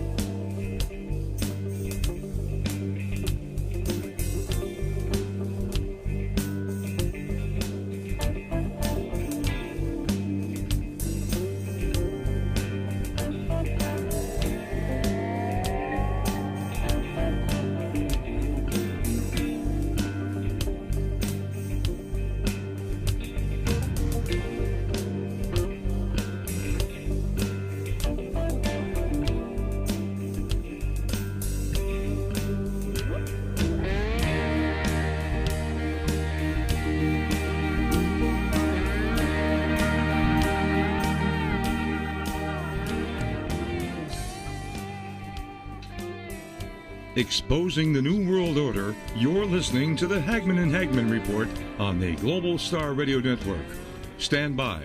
Doug and Joe will be back shortly.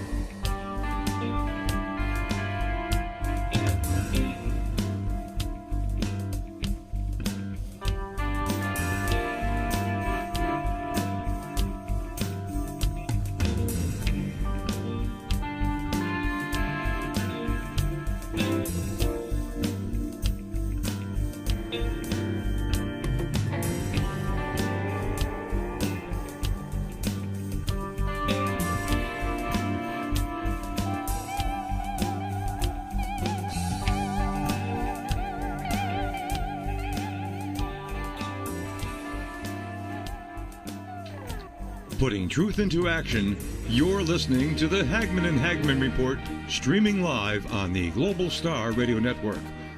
Please stand by. Doug and Joe will be back momentarily.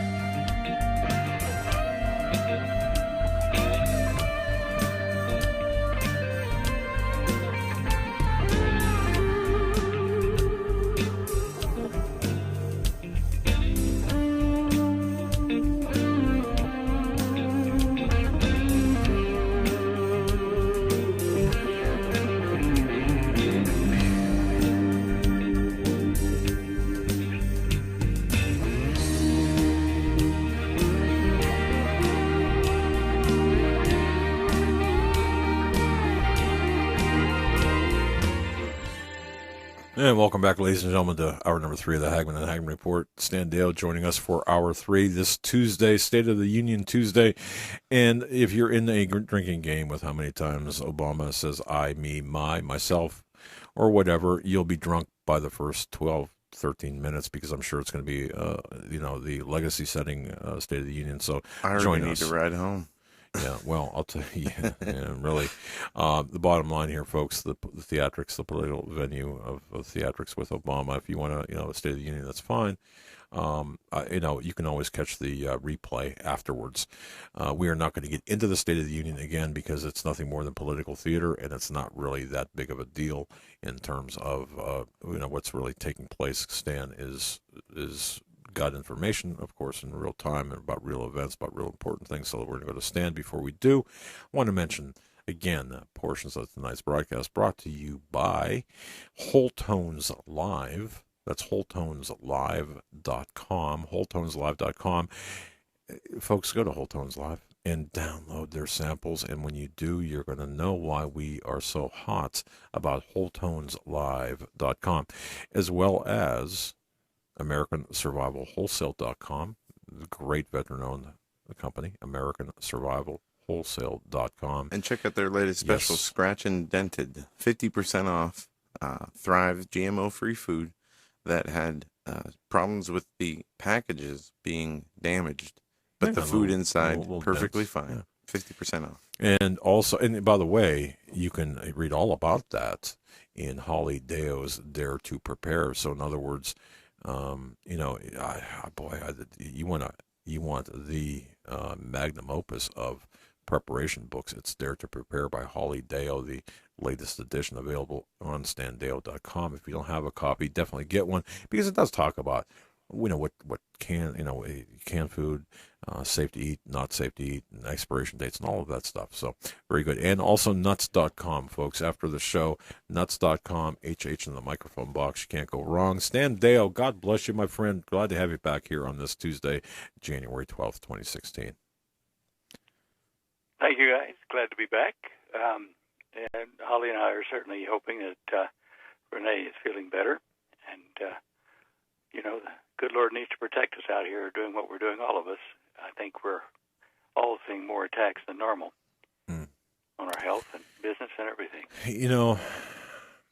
I got an email today, Stan, about that, about the spiritual attacks, and it's a real thing, isn't it? Because when you start thinking about the oddities that happen, I mean, the spiritual attacks, this is a real thing, and sometimes it's hard for guys like me who really, I don't know, lack the spiritual depth at times to understand that we have spiritual enemies, that principalities of darkness that are coming after us. And the scripture even goes on to state the weapons of our warfare are not carnal, but Right. spiritual. Yes. So, Stan, I mean, we're under spiritual attack, and I know it's one thing to say it. It's another thing to really, and think about this, folks. It's one thing to say, yeah, we're under spiritual attack. But when it hits home, that's something totally different. And you, Stan Deyo and Holly Deyo, you've been subjected to spiritual attacks too, right? I mean, Oh yeah. Yeah, we've noticed it over probably the last 6, 7, 8 months, something like that. The last half of 2015 for sure, and this month. And we even talked to people out at the shops. I mean, Holly talks to them at the grocery stores, some of the stockers and things, and they've noticed too that people are grumpier. And I wonder if it's not just a general situation as well for them, as well as for us who are out there trying to help them by warning them about things. well, exactly. And the spiritual side of this, as we continue to move forward through prophecy and through these days that seemingly are the birth pains and the beginning of sorrows, or the ending of sorrows as we venture into the beginning of the tribulation, these spiritual attacks are going to increase. And Dad, you wrote a forward to Dr. Lake's newest book, and you touch on this, on the veil, spiritual veil, and the thinning of the spiritual veil as we move closer to the end. And that's going to continue to be a pattern and a trend until there is no more spiritual veil, and then the Lord returns. That's right. Stan, I mean, it's right there. Well, Yeah, I wonder if, Holly and I have discussed this about the spiritual veil thinning. Are we going to actually see, dimly or otherwise, demonic critters around us or on the earth somewhere? Do you see what I'm saying? Yeah, I do. And I think people have this, and rightfully so, we've got this bias. I hesitate to call this a normalcy bias, but when we start to really understand that we're living in a multi-dimensional plane of existence here, it's difficult for a guy like me. It's difficult for me not to really kind of comprehend that the veil that separates the dimensions, the veil that separates I'll just leave it at that. They can thin, rip, tear, and expose things that that haven't been seen for millennia, or maybe were never seen. I don't know, but it's hard for me to really wrap my brain around. Yeah, I remember years ago. In fact, 1969, a lot of years ago. About 1968 it was, I guess, toward the end of that. I remember seeing. I'm just fixing the day here. No, 1970 to 71. I remember going to sleep in my bedroom there back in Texas still, and I could see from where I was laying on the bed, I could see the doorway to the bedroom, which led to under the stairs, but so that the stairs were up above it, and I couldn't see the stairs because they were back to the left. Anyway, I remember seeing a shadowy, kind of tall figure with, either horns or very tall ears in the shadow, coming down the steps and going, once he did that, that thing was going to come into the room, I was sure. And I remember I couldn't move. It was, like dream paralysis, which may well have been, but I saw this critter, and, I was trying to move and couldn't, and then I woke up the next morning. Now, I thought, okay, bad pizza or whatever, and years passed, and down in Australia, when my son Nathan was about 12 or so, his bedroom was down the hall, and he complained of some kind of a black critter pounding on his chest at night, and he had to beat it off, several times. And this kind of really is weird, when you see that kind of stuff, you're starting to think that maybe some of us are seeing through that veil dimly now, but it'll increase for others around us as we get closer to the moment. Don't know, but scary thought when you think about it. So. Well, yeah. And Stan, do you think, and we talked about this before, but I still get emails about this. CERN, ripping, portals, dimensional portals, is that possible? Being CERN, doing that? Well, okay.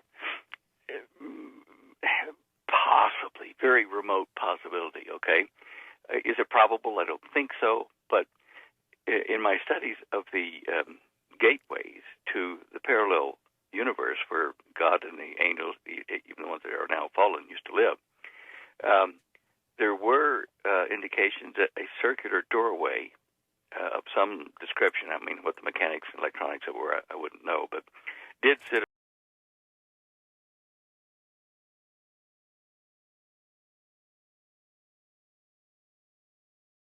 come down to our into our universe, discharge their excess energy, and then walk amongst us without hurting us. I look at CERN. Okay, it's a big ring with electrons or protons or heavy lead ions or something running around inside of it. Okay, does that make a portal? I don't know, but it's a similar configuration to what I've seen in some of the ancient stela. All right. Fair enough answer, because there's so much out there about CERN, so many contentious assertions, and I deliberately use that, contentious assertions. It's almost like, when people shout to make a point, that their point is sometimes not. And I'm guilty of this too. You're either in this emotional state or your point is not as solid as it could be. I guess what I'm saying is there seems to be a lot of contentious assertions that CERN is creating portals. But I also believe too it doesn't necessarily take CERN by itself in and of itself, because I think we've seen this technology before. I don't know if you agree with that, but when you look at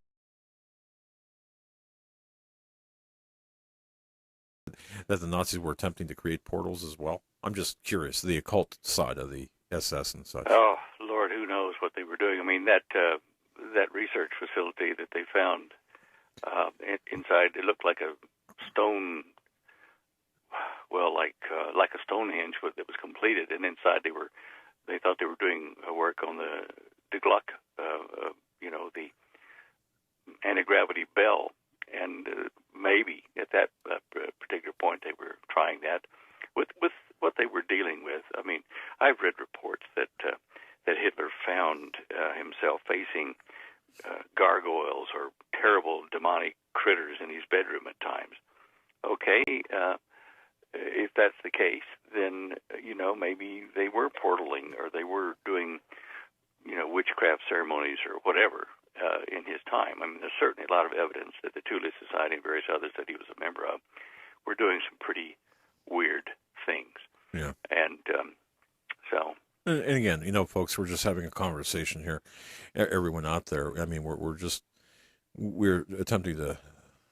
I mean, we're having an intellectual discussion, trying to seek the truth, trying to find out what's going on. So, all right, well, Stan, I didn't mean to we didn't mean to disrupt you from any points you might have wanted to make. So, where do you want to go? Oh, well, there are a couple of things. The shipping thing is something I've been interested in. One of my friends down in Mexico, who moved down there from Texas, Jerry Decker, sent me a link to a place where you can track cargo ships real time all across the planet, or oil freighters, or all kinds of boats, right? Yeah, that's the second link over on your show images page, correct? Yeah. Okay. Now, this may be nothing, because I haven't been able to figure out how to get the map to go back a year in time and look at the same date in January. But they made the point that the North Pacific and the Atlantic, in fact, all the oceans where ships should be moving from one country to America, or America to other country, trade cargo ships, you'll see that I was looking at cargo vessels there, that there aren't any, that there are no cargo vessels in transit between these other countries and the United States at the moment. They're all in port. And why would that be? They're all in port. Now, down in Australia, I can see why, because they've got a port strike, a dock worker strike down there, which is, with the tugboat captains. So that's keeping the ships from going ashore there. But elsewhere, I don't see any information about, union strikes holding ships off the coast. It's empty. So I'm putting it up there with caution, saying, let's see what happens in a week, a month or two. See if we start to see ships now moving in the ocean again, with cargo. I mean, I couldn't even find a lot of information of oil tankers moving. You can click that option there on that link I showed you. You can look at oil tankers where they are. So a lot of them travel around the Cape, around out of the Indian Ocean down into South Africa and around, and some of them take other circuitous routes. That you can see those on that website as well. But if this is correct, and it's an oddity in that there are just virtually no ships transiting over to the United States or from the United States as far as cargo, why? Are the elitists that control and own these shipping companies, are they in the know that something's about to happen, so they're pulling all their ships to shore? And Stan, on the bottom left-hand of that site, it says January 12th, 2016, no cargo ships en route between U.S. and other countries. Is that something you added, or is that part of the page? Yeah, that's what I added, yeah. Okay. Here's what I want to know. How is this even possible? Okay, I mean, seriously. How is this possible? That sounds like an odd question, but how is this even possible? That commerce is... they don't all are the same holidays that we do, so I wouldn't think it would be a world holiday that would slow them up. If you get onto that site, you can zoom in closer and click on those numbers, and those numbers will tell you that you can zoom in closer. You can see it's a ship, and the number will tell you the ship ID. last reported position, how many minutes ago it was, direction, speed, all that kind of stuff, and you can see, and their port destination, where they're headed, and you can see where they are and what's happening. I'm stunned. I mean, really, I'm stunned. When you look at this, this is perhaps one of the most bizarre things I've ever seen, if this is true. And once again, the source of this is marinetraffic.com. Marinetraffic.com. Or did somebody, accidentally roll up a fatty and just forget to push a couple of numbers, or what? I mean, don't know. I'm on to the site live again while we're talking here, and I'm going to change over to tankers, oil tankers, and see how that looks. Yeah, don't see any oil tankers out in the deep blue either. That's strange. That really is. Stan, I mean, was this a site, just to be clear, was this site operable before, and have you seen movement, or is this... I don't know where it was. My friend Jerry just emailed me this morning. He said, you better have a look at this. I don't know whether it's a hoax or what, but when you dig into this, it's not. It's a properly structured website for all the ships that are in the ocean, their ID numbers, passenger classifications, just everything. It is so comprehensive that for it to be a fake would have to be at a government level. It's just huge. Huh. You can see the cluster of ships all over Europe and in the Mediterranean and in Indonesia and up into Japan. But look at the United States. I mean, they haven't got that many ships even in port as far as ships underway that are tankers. I'm just looking at high-speed craft, tug, pleasure craft.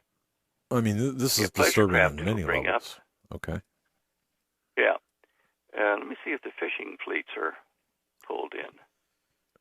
Yes, and I just actually went to the website and did went through the filters myself and just changed a few things. And it looks like they're... I don't know if the map's changed or whatnot, but it looks like they're... Now it's changed. It shows that there are tankers all throughout the oceans. So I don't know if there's... There are tankers where? All throughout the ocean, in the Atlantic Ocean between the U.S. and Europe. All right, now they're starting to move off of Africa, aren't they? Is that the ones you're looking at there, right close to the word North Atlantic Ocean? Yeah, I mean, it looks like there's a straight line from the Western Sierra all the way up to New England and parts of northern Canada. Yeah, they weren't there. If you look at the... Right. Yeah, they've all started to flow for some reason. Huh. Isn't that interesting? Okay. Well... okay, but look at where their destinations are. Wow. Uh-huh. Well, those ships that are moving are... see, there's one that might be Baltimore. Okay. And Gibraltar, U.S. GLS Logger. Yeah, if you run your mouse over them, when you got the ships bigger, like they look like ships instead of numbers, you can see where those are going, and the arrows pointing, to the left are probably, that's Panama. There aren't many of them headed our way. That's all traffic over in around Santa Cruz, de Flores, and stuff like that. Anyway, I think it's a map that we ought to look at just because we've seen this oddity. But they're certainly moving now, and I wonder whether they didn't update it. That's weird, isn't it? Yeah, Pacific it is. Pretty much empty. Yeah. Look at the Pacific Ocean, that's empty. And it's only the Atlantic shipping, and most of that seems to be where? Ladies and gentlemen, this is a tool now for your arsenal, your... marinetraffic.com. Yeah.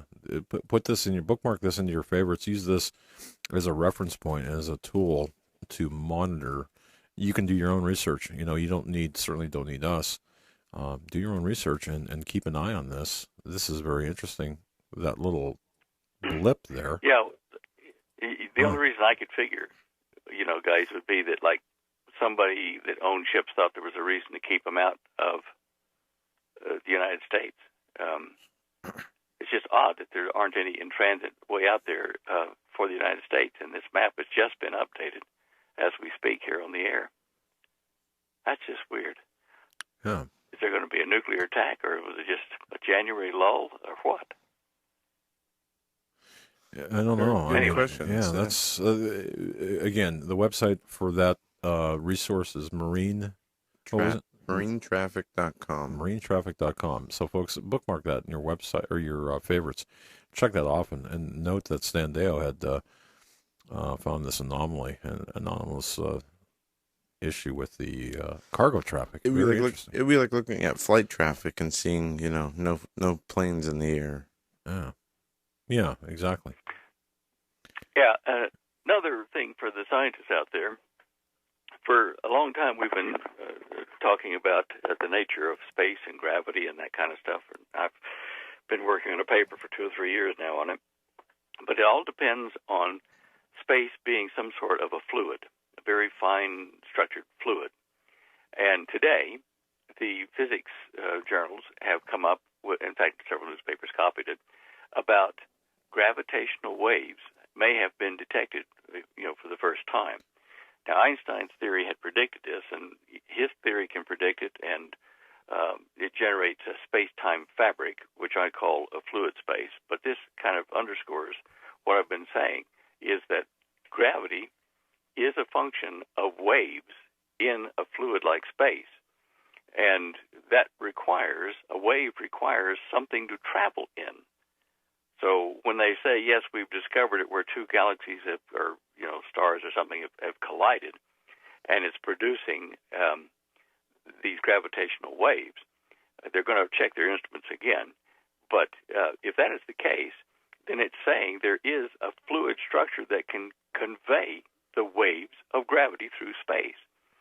And I can see why that would be difficult to detect without using, laser interferometers and, stuff that are not found off the shelf at Lowe's or Home Depot. But it's called the LIGO, the Laser Interferometer Gravitational Wave Observatory, LIGO.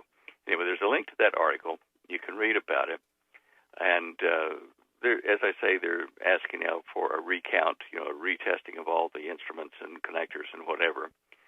And as soon as the message went out, there were 1,800 tweets off of that site, or the place where they were announcing that they think the gravity waves have been detected. And they call it ripples in space-time. As I said, Einstein says space-time, fabric of space, and we call it, in my observation, the fluid of space. And there are other articles about this where you can see what they base it on, this collision that occurred between, as I say, the two galaxies or two super-dense stars, and they're producing these waves that they're detecting. Okay, now, back over, I wanted to ask a question, and I've been trying to figure this out about this Antichrist business and false prophet or yes or no and that kind of stuff. When you look at Revelation 13, there are two beasts. One comes up out of the water and one comes up out of the land, right? Mm-hmm. Okay, I'm with you there. All right. Okay. Well, now, which is a person and which is an organization, and are both? Do you know? You know what? I have something to say on that. I'm going to pull the scripture up now, but you guys go ahead. No, well, when I say I have something to say about that, I don't have it right here with me. I was doing some research, Stan, about the lineage and the scriptural interpretation as it relates to the Antichrist as well as the false prophet. This is an extremely interesting conversation, and I think a lot of people approach this from a position of inaccurate assumptions. And let me just... All right. Okay. We read into things that may not be there, and I think you brought up the point where about the head injury or the head wound. Did you not? Where I think that there was an assumption. About that. We discussed this, and I apologize. I don't really recall what it was, but we were operating under a specific assumption when you said, "Wait a minute, maybe this is not what." I mean, it's not what it says. It's not what the scripture says. So,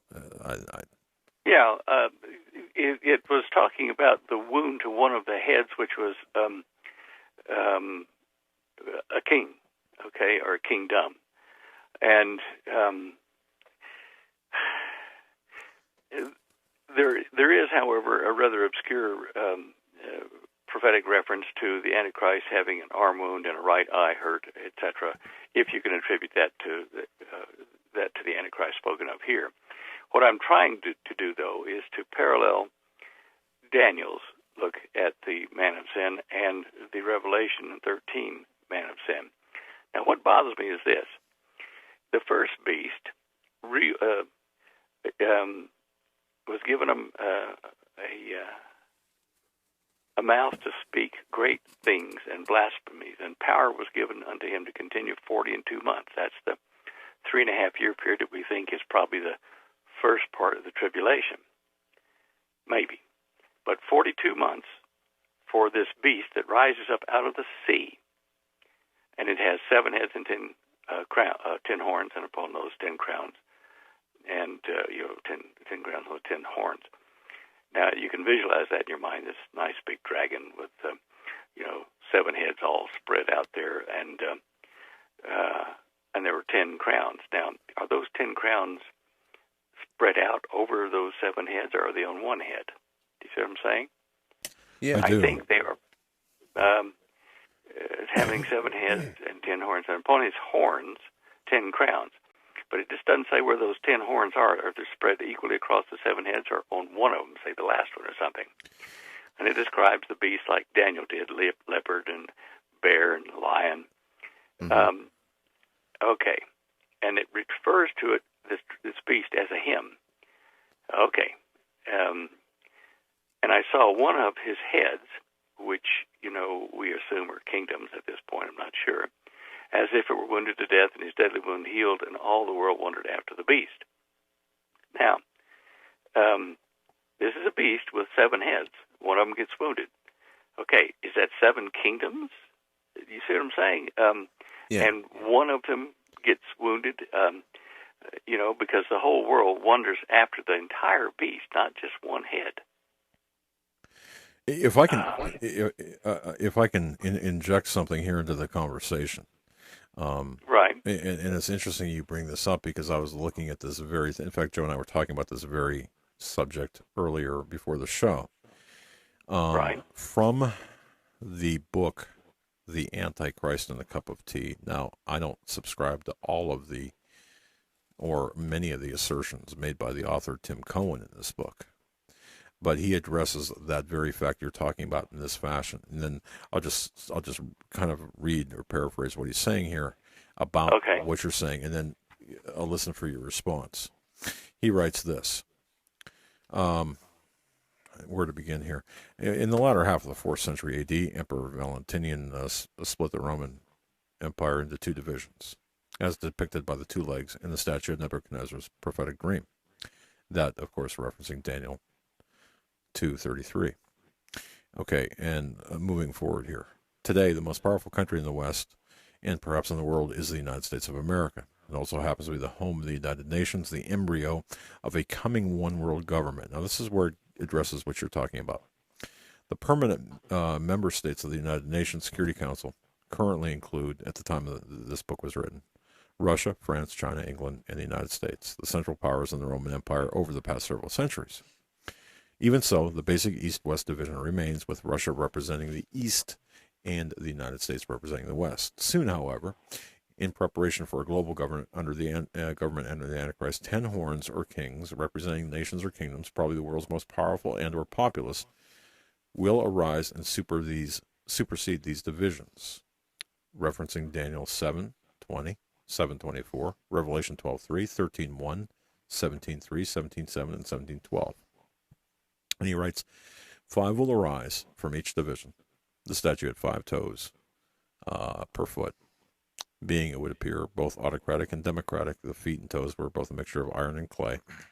And he references that with Dan chapter 2, verse 41 through 43. The East-West group of 10 will, in effect, govern the entire earth. And here's I guess the really relevant aspect of this is 10 horns or 10 kings will therefore constitute the governing body of the final form of the Roman Empire. These kings will be contemporaries, so that 5 shall arise from the east and 5 from the west. Therefore, notice that 3 of the 10 kings will be subdued, perhaps in an effort to consolidate power, by an unusual little horn, the Antichrist, who shall come in among them as the 11th power. Referencing now, and perhaps inaccurately or accurately, I don't know, Daniel 7, chapter 7, verse 8, 7:20 to 21, 7:24 to 25. So he finalizes this way. Thus we are told in the Apocalypse that the beast that was and is not is himself also the 8th and is the 7th, referring back to Revelation 17:11. That is, when counted with the 7 contemporary kings who remain in direct power, the Antichrist will be the 8th, while at the same time, perhaps genealogically, being of the 7. Now, I'm not sure what kind of mental gymnastics one has to do to follow that, but finally he writes, the Apocalypse also indicates that there will be yet 10 kings, not just 7, under the Antichrist at the time of Jesus' pre-tribulation or post-tribulation return, referencing 17:12 to 14. And again, and Scripture goes on to state that the 10 kings turn their power over to the Antichrist for 1 hour. Turn their kingdoms over to the Antichrist for 1 hour. So the 10 kings having 10 kingdoms that are not of yet, when they become 10 kingdoms, they turn their power over to the Antichrist for 1 hour. Right, and the last thing he says is if the Antichrist is to keep his status as the 8th king, however, these other 3 would necessarily become his vassals over their respective nations or kingdoms. I don't even know, Stan, if that made sense or if you think that's applicable, but that addressed. All right. Let's look. Well, if you've got a copy of the Cosmic Conspiracy on page 200, the map showing the 10 kingdoms that the Club of Rome has proposed from a computer model built in 1978. 10 nations that are 10 regions, which has taken all the nations of the world into one of these regions. Now, if you look at the East and West Roman Empire legs, like your author was talking about there, certainly the U.S., South America, these are 2 regions of the New World Order, and Europe, that's a 3rd region, and Australia, because of common factors with the West, South Africa and Israel, again, because of commonalities with the West. That group, New Zealand, Australia, South Africa, Israel, forms a group all on its own. So there's 4 of those 10 kingdoms right there. The 5th one, I'm not sure, whether any of Africa or any of North Africa would qualify, even though it's on the west. That's Arab. Yeah, either Japan or part of Africa, Central Africa, might make up the 5th one as far as the western leg of those 10 nations. But anyway, page 200 of the Cosmic Conspiracy, you can look at that map, because the world has already been technically divided into 10 regions by this model for the Club of Rome. That's still, as you said, it paints such a detailed picture in your mind trying to figure out the answer to this. It's not something easy. And in Revelation 13:1 through 1 through 10, it looks like here. And that's where that first beast, which comes up out of the sea, does rule for 42 months. Right. But then after that, the second beast comes up, and he comes up out of the earth, not the sea. Important Why distinction. the difference? Yeah, exactly. What's that about? This is a code that really has to be studied, pulled apart word by word, and you also have to have the overview of the whole 13th chapter, plus probably Daniel, hanging in your mind somewhere, and try to mash all these factors together. Because what I've been talking about, and most of they were talking about the Antichrist ID and all that kind of stuff, seems to fit more the second beast, which is a guy, but it exercises all the power of the first beast, which came before him, and they call both the first beast out of the sea and this one out of the earth a hymn. But Yes. it's the second beast who causes everybody to worship the first one, who had a deadly wound and was healed. It had 7 heads and 10 crowns. Okay, 7 heads. Is that 7? Is that like the empires that have had control over Israel over the ages? Forms 7 of them, and the last one is 2. Like the revived Roman Empire, the 2 legs of the Roman Empire, which are the feet with 10 nations of iron and toes of iron and clay. But this guy can make fire come down out of the heavens in the sight of men, it says. And that's telling you what Solomon did. He the temple of Solomon for ancient Israel, he made this long, lengthy prayer, and then they lit the sacrifice for him by him calling down fire from the heavens by God to burn up the sacrifice in the sight of the men of Israel. Right. But 13:13 in Revelation says he does cause fire to come down on the earth in the sight of men, not the men of Israel. But then the second beast deceives everybody on the earth by means of these miracles, which he had the power to do in the sight of the beast, the first beast. I'm sure somebody out there must have a better understanding of this than you and I are coming to at the moment, and that'd be nice if we could hear from them. And that's about the only way we're going to solve this, I think, is by the company of listeners and their friends and resources pulling together to help us identify this, solve this code. Certainly, I know this second beast does point at a Solomon. In Revelation 13:18, here is wisdom. Go look here. If you have understanding, count the number of the beast. Now, this is, we assume, the second beast. Because it doesn't exactly tell you in that last half of Revelation 13, when we've got the second beast coming up out of the earth, and he had 2 horns like a lamb, and he spoke as a dragon. He exercised all the power of the first beast before him. And then after that, in that same section there, in that same chapter, when it mentions the beast, you don't know whether it mentions the first beast or the second beast, because it doesn't tell you. We know that the second guy makes it so that you can't buy or sell unless you have the mark or the name of the beast or the number of his name. Okay, now is that beast the first beast? I think, I don't know. It's a good question. It's an interesting intellectual exercise here. And you know what, Stan? I think few things to me are more important than understanding the times in which we live and understanding the potential players. And we're doing exactly that. I love this because to me, this is the epitome of good, good, not just good radio, but good fellowship when we're looking at something and we're looking at the scriptures and saying, okay, what does this mean? Because, man, we're right here, right now. So I love this. I love it. I mean, we got to talk about this. We got to figure this out, man. I mean, okay. Now, I just thought of something while you're saying that. Look at this whole 13th chapter. 2 beasts. And the second beast is the one that seems to be the one we're going to have to worry about, doing all the bad things and numbering whatever. But it's given us a clue, and I think the clue may be to both beasts. There's one that says, okay, he's telling you about the miracles that he had the power to do, bring fire down from the heavens. And that alone, if you go back in Scripture and look at the Acts of King Solomon, that alone tells you, look at King Solomon. Was King Solomon, in the ancient days, the first beast? Because he did go bad, remember that. Mm-hmm. Oh, and here's another thing. Well, let me stick on this point. If he was the first beast, and the second beast comes on and does about everything he did, making fire come down from the heavens and miracles, and now he makes everybody that can't buy or sell without the name or the mark of the beast, the number of his name. And here's wisdom, it says, the last thing in Revelation 13. Count the number of the beast, for it's the number of a man, his number is 666. That is King Solomon. The Bible decodes itself.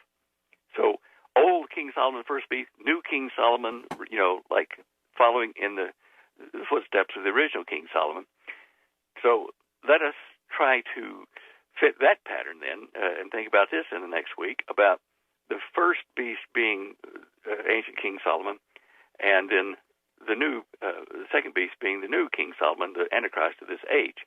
I don't understand, if we let the first be something connected with ancient Solomon, why it was a 42-month rule for him.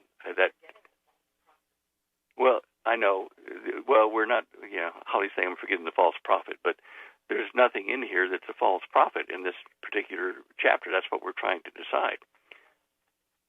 Well, she says he's one of those two beasts. I read that version too, but there's about 3 other versions, maybe 4, and we're trying to figure out what it's talking about. Now, before I get too far off of Solomon, let me say this. I did some research in how King Solomon was named. Now, he was originally called by the priest Jedediah, but Solomon was named Solomon by his mother and his dad, by Bathsheba and by King David. Now, you know how wives are. They have a pretty heavy influence on what the kid gets named.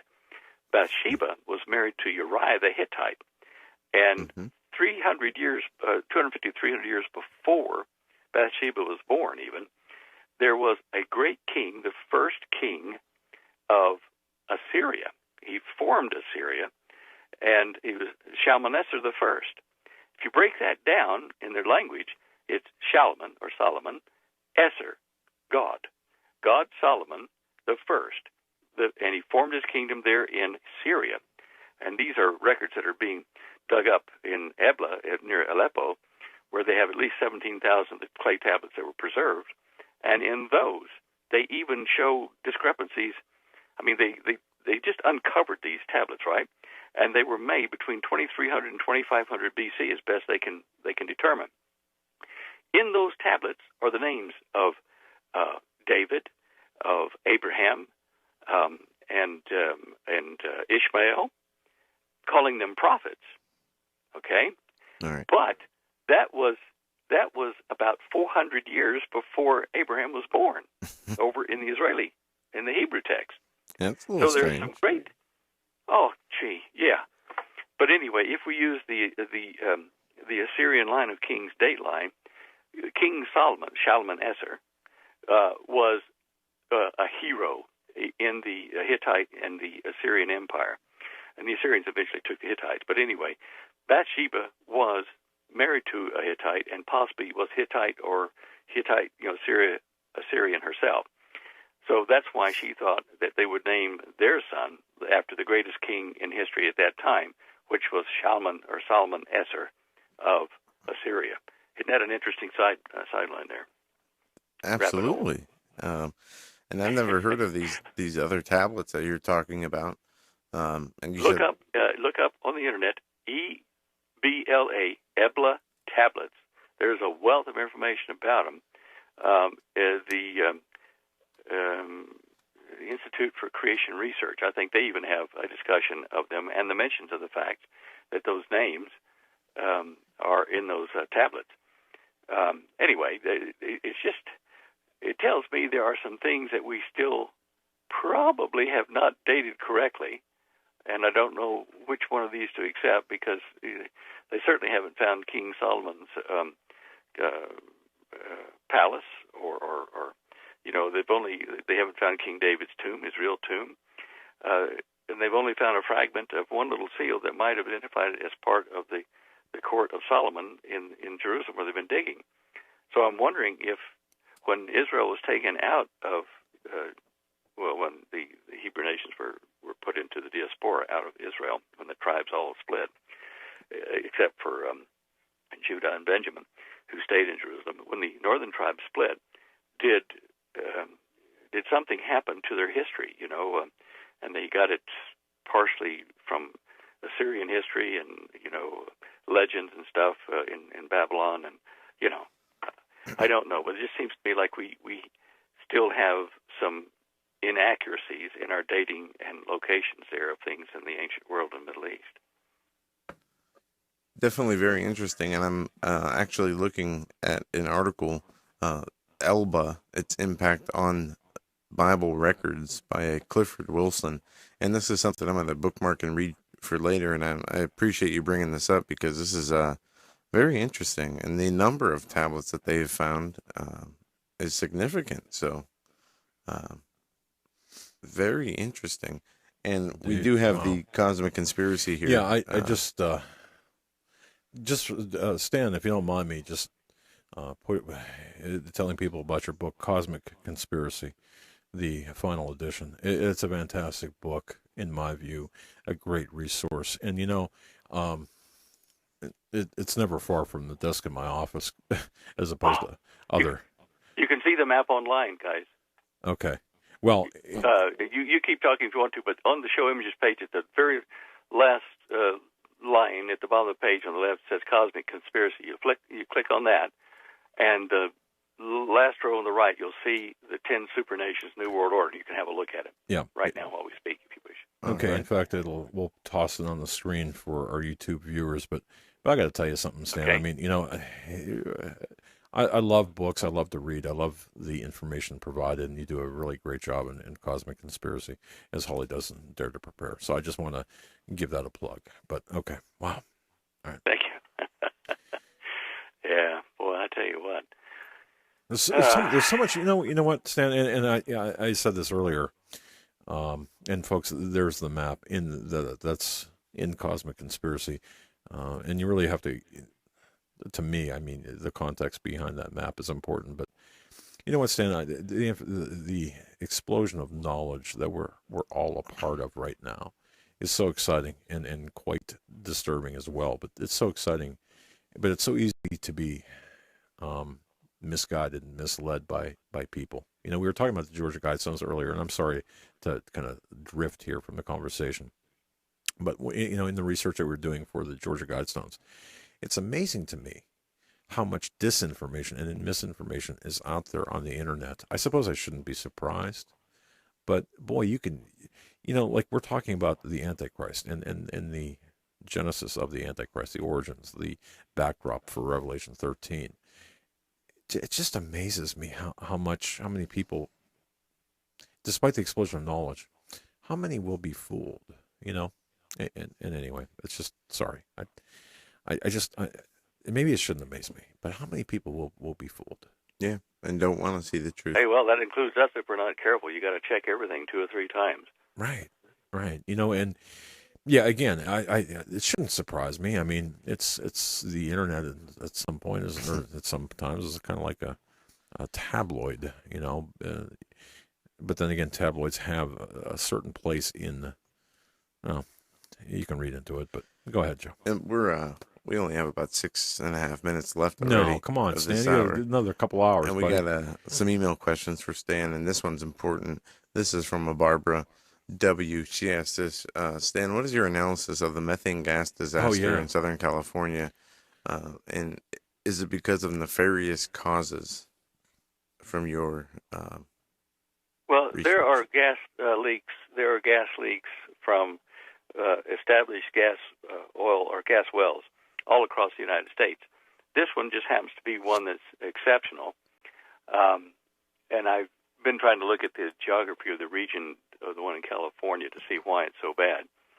It might be that it's close to a fracture zone that is only covered over the top by a little bit of dirt, well, I say a little bit, a few hundred feet or whatever, that forms a cap.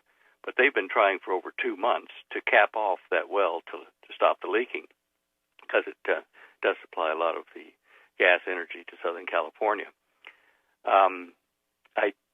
Without knowing why it started leaking, I can't say whether it was intentional, as an act of terrorism or whatever. But it does present a real worry to the people of that community, kind of west of the mountain there where it's coming off, because it has benzene in it, and you can't deal with that. You get headaches and illness, and it could cause deaths and certainly lung infections to several thousand people. So for that one there, it is a pretty serious issue. And I've seen graphics of how the Southern California, gas company, how they intend to cement around that and block that well. But if it's in a formation that is already stressed by earthquake, activity or fault line movement, then this could be an ongoing, very serious problem. What I've wondered about is why it hasn't ignited. I mean, this cloud of stuff, right. If you watch the videos of it come out at night, boy, kinds of instruments around there, diesel generators and other things, cars that have sparks in them, that you think it would have ignited the methane, but it hasn't. Should that happen, I'm saying that would be pretty bad. But anyway. Okay. And there's been speculation as to how the scripture and the Lord says that he will burn the earth with fire in the end times, unlike how it was in the beginning with the flood, and how that methane could be and play a factor in igniting the earth in that fashion. Well, the methane hydrates. If the oceans keep warming like they are, the frozen methane in the water down to the bottom of the oceans could, release great big huge bubbles, clouds of methane gas into the atmosphere. And depending on prevailing winds, which are usually, from the west across the United States, you could see if this melted hydrates in the Pacific Ocean, that it could very well be ignited, and a lot of gas fires could be ignited across the United States from this burning hydrate or methane from the hydrates that's released. Well, that'd be a bad day. I wasn't able to put up. Sorry. No. Okay. So I just want to go back because we're about 3 minutes here. The methane gas situation in California. Your ultimate thumbnail analysis of that. What would that be? The analysis of it? I guess that was too broad of a question. I'm sorry. Is this a natural reaction, or is this something that's been caused through nefarious actions, as the emailer asked? I don't know. Such things do happen in much smaller quantities around a lot of gas wells across the country, but this quantity, is exceptional, and the fact they haven't been able to cap it for 2 months at least is a concern. What happened to open the hole up so much that it couldn't be plugged off, but I couldn't tell you whether it was intentional or otherwise. One thing talking about earthquakes, I didn't have time to put this up today. I was doing a comparison of the Yellowstone earthquakes between 2000 and 2012. And you'll see, I'll have it up later on this evening, but you'll see that there are a bunch of earthquakes around Yellowstone and moving west of there up the old formations. But you'll see a second image where I just take the last 3 years, 2013 to 2016. And my goodness, it must be about 10 times the amount of earthquakes that we had for the whole 12 years before that. Wow. And when you see that, you'll think, holy cow, we better pay attention to that region of the United States, too. Talk about gas releases. Boy, that's... And in your sulfur book, dioxide, carbon dioxide. in your book, The Cosmic Conspiracy, I don't know exactly where it is, but you detail the amount of earthquakes from the 1900s through the 1950s, then go on to the detailing from the 1950s through the 70s, and then subsequent years after that, and how they have increased dramatically in the last 100 years, doubling, tripling their own numbers every so many years. And you're stating now that the trend is continuing, and they're increasing even more, even in the years that we've just went through. And that's a sign of the end times, as the Bible states. Yeah, if you look at the show images page quickly here, I know we're running about a few seconds. At the very near the bottom, there's a earthquake graph from 1981 to 2015 with magnitudes above Richter 7, which are serious ones, right? You can click on that, and you'll see from 1981 to 2015 in February, where I had the last data on that the earthquakes, serious earthquakes, has run through periods, but it's greatly increasing. So anyway. Stan, we're getting the hook, buddy. We're getting the hook. Okay. All right. God bless you, my friend. Alrighty. Thank you, and Holly. Until next week, stay safe. God bless. Tomorrow night, we'll be back here with my dad and I on Global Star Radio Network. 7 Eastern. Be here. Okay, please? I'll be here. Yeah. You guys join us. Thanks to Eric, Rhonda, JD. Thank you, Stan Deyo. God bless. This is the... Thank you for tuning in tonight's broadcast of the Hagmann and Hagmann Report on the Global Star Radio Network. You can join Doug and Joe nightly from 7 to 10 p.m. Eastern Standard Time as they continue to bring you the truth and keep you up to date with the latest breaking news as we enter the close of the age. The Hagmann and Hagmann Report has been a presentation of the Global Star Radio Network. Thank you for joining us.